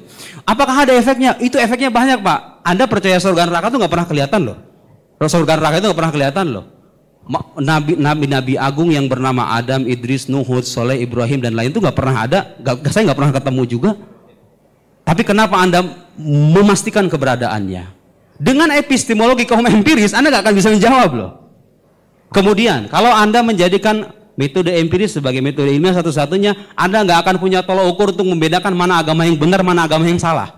Penyembah patung, penyembah setan, bener aja. Yang penting kan iman aja, kan gitu. Nggak punya standar ilmiah loh. Epistemologi kaum rasionalis, ya, para filosof Muslim, para teolog Muslim, itu punya tolok ukur. Kayak kaidah-kaidah keilmuan, yaitu makanya dibahas dalam ilmu logika. Itu tuh standar ilmiahnya, rasional itu. Ada ilmunya gitu loh. Makanya yang rasional itu ilmiah ya karena ada ilmunya. Ada kaidah-kaidahnya. Gitu ya. Nah jadi apa namanya? Ya konsekuensinya itu. Kalau kita mengingkari khobar sodik misalnya. Di antara epistemologi, wasailul alam itu khobar sodik. Kabar yang jujur, yang terpercaya, yang bagiannya ada dua, ada khobar mutawatir, ada khobar muayyad bil mu'jizah. Ya, khobar nabi muayyad bil mu'jizah. Kabar seorang nabi yang tervalidasi dengan mukjizat gitu loh. Bukan cuma diakui sebagai nabi. Jadi kita itu Bapak Ibu sekalian meyakini, bukan cuma meyakini itu asal percaya doang, enggak, ada landasan rasionalnya. Nabi Muhammad itu dibuktikan secara rasional sebagai nabi melalui metode rasional. Kalau beliau terbukti sebagai nabi dan nabi utusan Tuhan, Tuhan bilang ada surga, neraka, malaikat, jin, setan, Anda nggak pernah ngelihat sekalipun, itu harus Anda benarkan loh. Karena Tuhan nggak mungkin bohong. Tuhan emang ada apa enggak? Makanya kita bahas dulu tadi itu di awal. Ada apa enggak? Itu satu kesatuan epistemologi Islam itu. Kalau Tuhan terbukti ada, Muhammad terbukti sebagai nabi, yang dia katakan itu benar. Kaum sekuler, orang-orang sekuler, orang liberal itu kadang-kadang menafikan yang itu tuh, yang terakhir saya sebut itu. Seolah pengetahuan hanya terbatas pada indera dan rasio saja. Oh tidak. Coba, kalau saya bisa menolak keilmiahan wahyu itu dengan dua alasan saja. Satu, Anda buktikan Tuhan tidak ada. Kedua, Anda buktikan bahwa manusia agung bernama Muhammad SAW bukan seorang nabi. Ayo, saya terima itu. Saya terima bahwa wahyu itu tidak ilmiah kalau Anda bisa buktikan dua hal itu. Tapi kalau sebaliknya, bahwa Tuhan terbukti ada secara rasional, Muhammad terbukti sebagai nabi, surga, neraka, yang nggak pernah kelihatan itu, nabi-nabi terdahulu itu kan kabarnya mutawatir. Manusia sepanjang zaman mengabarkan ada manusia namanya Ibrahim. Ada atau tidak jejak arkeologisnya, ya itu benar, itu historis. Dari mana landasannya? Itu epistemologi tadi. Kabar yang terpercaya. Jadi untuk memvalidasi sesuatu yang bersifat metafisik, epistemologi kaum empiris tidak akan bisa masuk ke sana. Tapi epistemologi kaum rasionalis bisa. Saya menyarankan saudara-saudara sekalian baca dua buku filsafat. Kalau Anda sudah membaca dan menghatam kitab ini, saya yakin orang setangguh apapun tidak akan bisa mengalahkan Anda. Satu judulnya Falsafatuna karya Bakir Sadr, seorang filsuf Syiah. Kedua, Al-Usus Al-Mantiqiyah lil Istiqra. Itu dua kitab tebal memberikan landasan yang sedemikian kokoh atas filsafat rasionalis yang tadi saya paparkan itu. Bahwa pengetahuan yang bersifat ilmiah tidak selamanya empirik, karena di balik pengetahuan empirik, justifikasinya itu harus melibatkan pengetahuan rasional. Kausalitas, hukum non kontradiksi, dan lain-lain. Ya, saya kira begitu ya. Kemudian ada lagi buku dari seorang Sunni, tadi Syiah kan? Seorang Sunni, buku juga sangat bagus juga, judul Kubrul Yakiniyat Al-Kauniyah. Itu sangat mumtaz, 100%. Bahkan guru saya mengatakan hadal kitab kullu satrin lahu ilm. Kitab ini setiap barisnya ada ilmu. Oh, luar biasa itu. Muhammad Said Ramadhanil Buti rahimahullah. Dan saya pengagum beliau. Dan banyak di antara Anda saya yakin pengagum beliau juga. Ya, itu buku kalau saya kira begitu. Saya kira begitu. Kemudian ada lagi pertanyaan tadi Mas yang belum terjawab? Sudah. 1, 2, 3. Cuma tadi komplain. Oh ya, saya mau komentari itu yang Mas itu. Mas, saya itu serius menanggapi Guru Gumbul, tahu nggak kenapa? Karena beliau punya followers banyak. Iya. Ya orang-orang yang mendengar beliau itu, saya khawatir terpengaruh. Ya apa salahnya dong kita mengkritik? Ya kalau seandainya beliau nggak punya followers, biasa gitu ya. Wa hadzal kalam la yasih al-iltifat ilaihi aslan. La yasih. Tanzur laysa indahu maraji. La yafham falsafah wa la yafham ilm al-kalam. Madza afal ba'da dhalik? Khalas yani. Wa yatakallam fi wad wa ana hatta atahadas fi wadin akhar. Jadi law lam yakun indahu atba lama iltafatu ilaihi aslan yani afwan. Bisaraha yani, bisaraha. Mudah-mudahan beliau nggak paham ya. Saya kira begitu. Ya cukup. Baik, terima kasih. Kenapa pada akhirnya saya dikatakan bahwa selalu mengatakan bahwa rasional itu tidak ilmiah? Saya tidak mengatakan seperti itu. Saya bilang rasional itu belum ilmiah. Karena untuk menjadi ilmiah, maka dia harus menggunakan studi empirisme dan rasionalisme secara bersamaan, baru itu nanti disebutnya sebagai ilmiah. Kan gitu ya. Karena apa? Karena seperti yang saya jelaskan tadi di awal, bahkan ada pertanyaan yang belum juga terjawab sebenarnya, kita sulit sekali untuk bisa mencapai sesuatu yang rasional tanpa indrawi kita. Jadi harus ada rasionalnya dan harus ada indrawinya untuk bisa memahami secara ilmiah. Tetapi terkait dengan zat Allah dan hal yang semacam itu, maka itu harus didekatkan dengan wahyu ilahi. Sesederhananya sebenarnya seperti itu.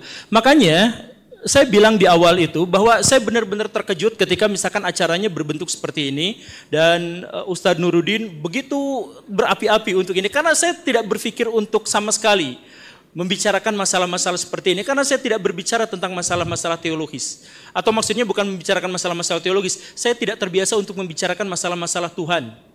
Jadi saya biasa untuk menghentikan diskusi itu pada urusan-urusan yang urusan ketuhanan. Saya akan berhenti di situ. Saya akan berbicara pada hal-hal yang selain itu. Nah, jadi kalau misalkan tadi ada begitu banyak pertanyaan tentang saya dan kemudian ada yang meragukan tentang saya dan sebagainya, oke, saya terima itu. Tapi satu hal yang ingin saya tekankan adalah bahwa saya ingin sekuat-kuatnya mensucikan Allah Subhanahu wa taala dari berbagai upaya penalaran manusia yang sangat terbatas dan sangat tidak absolut itu untuk bisa memahamkan pada sesuatu yang sangat absolut.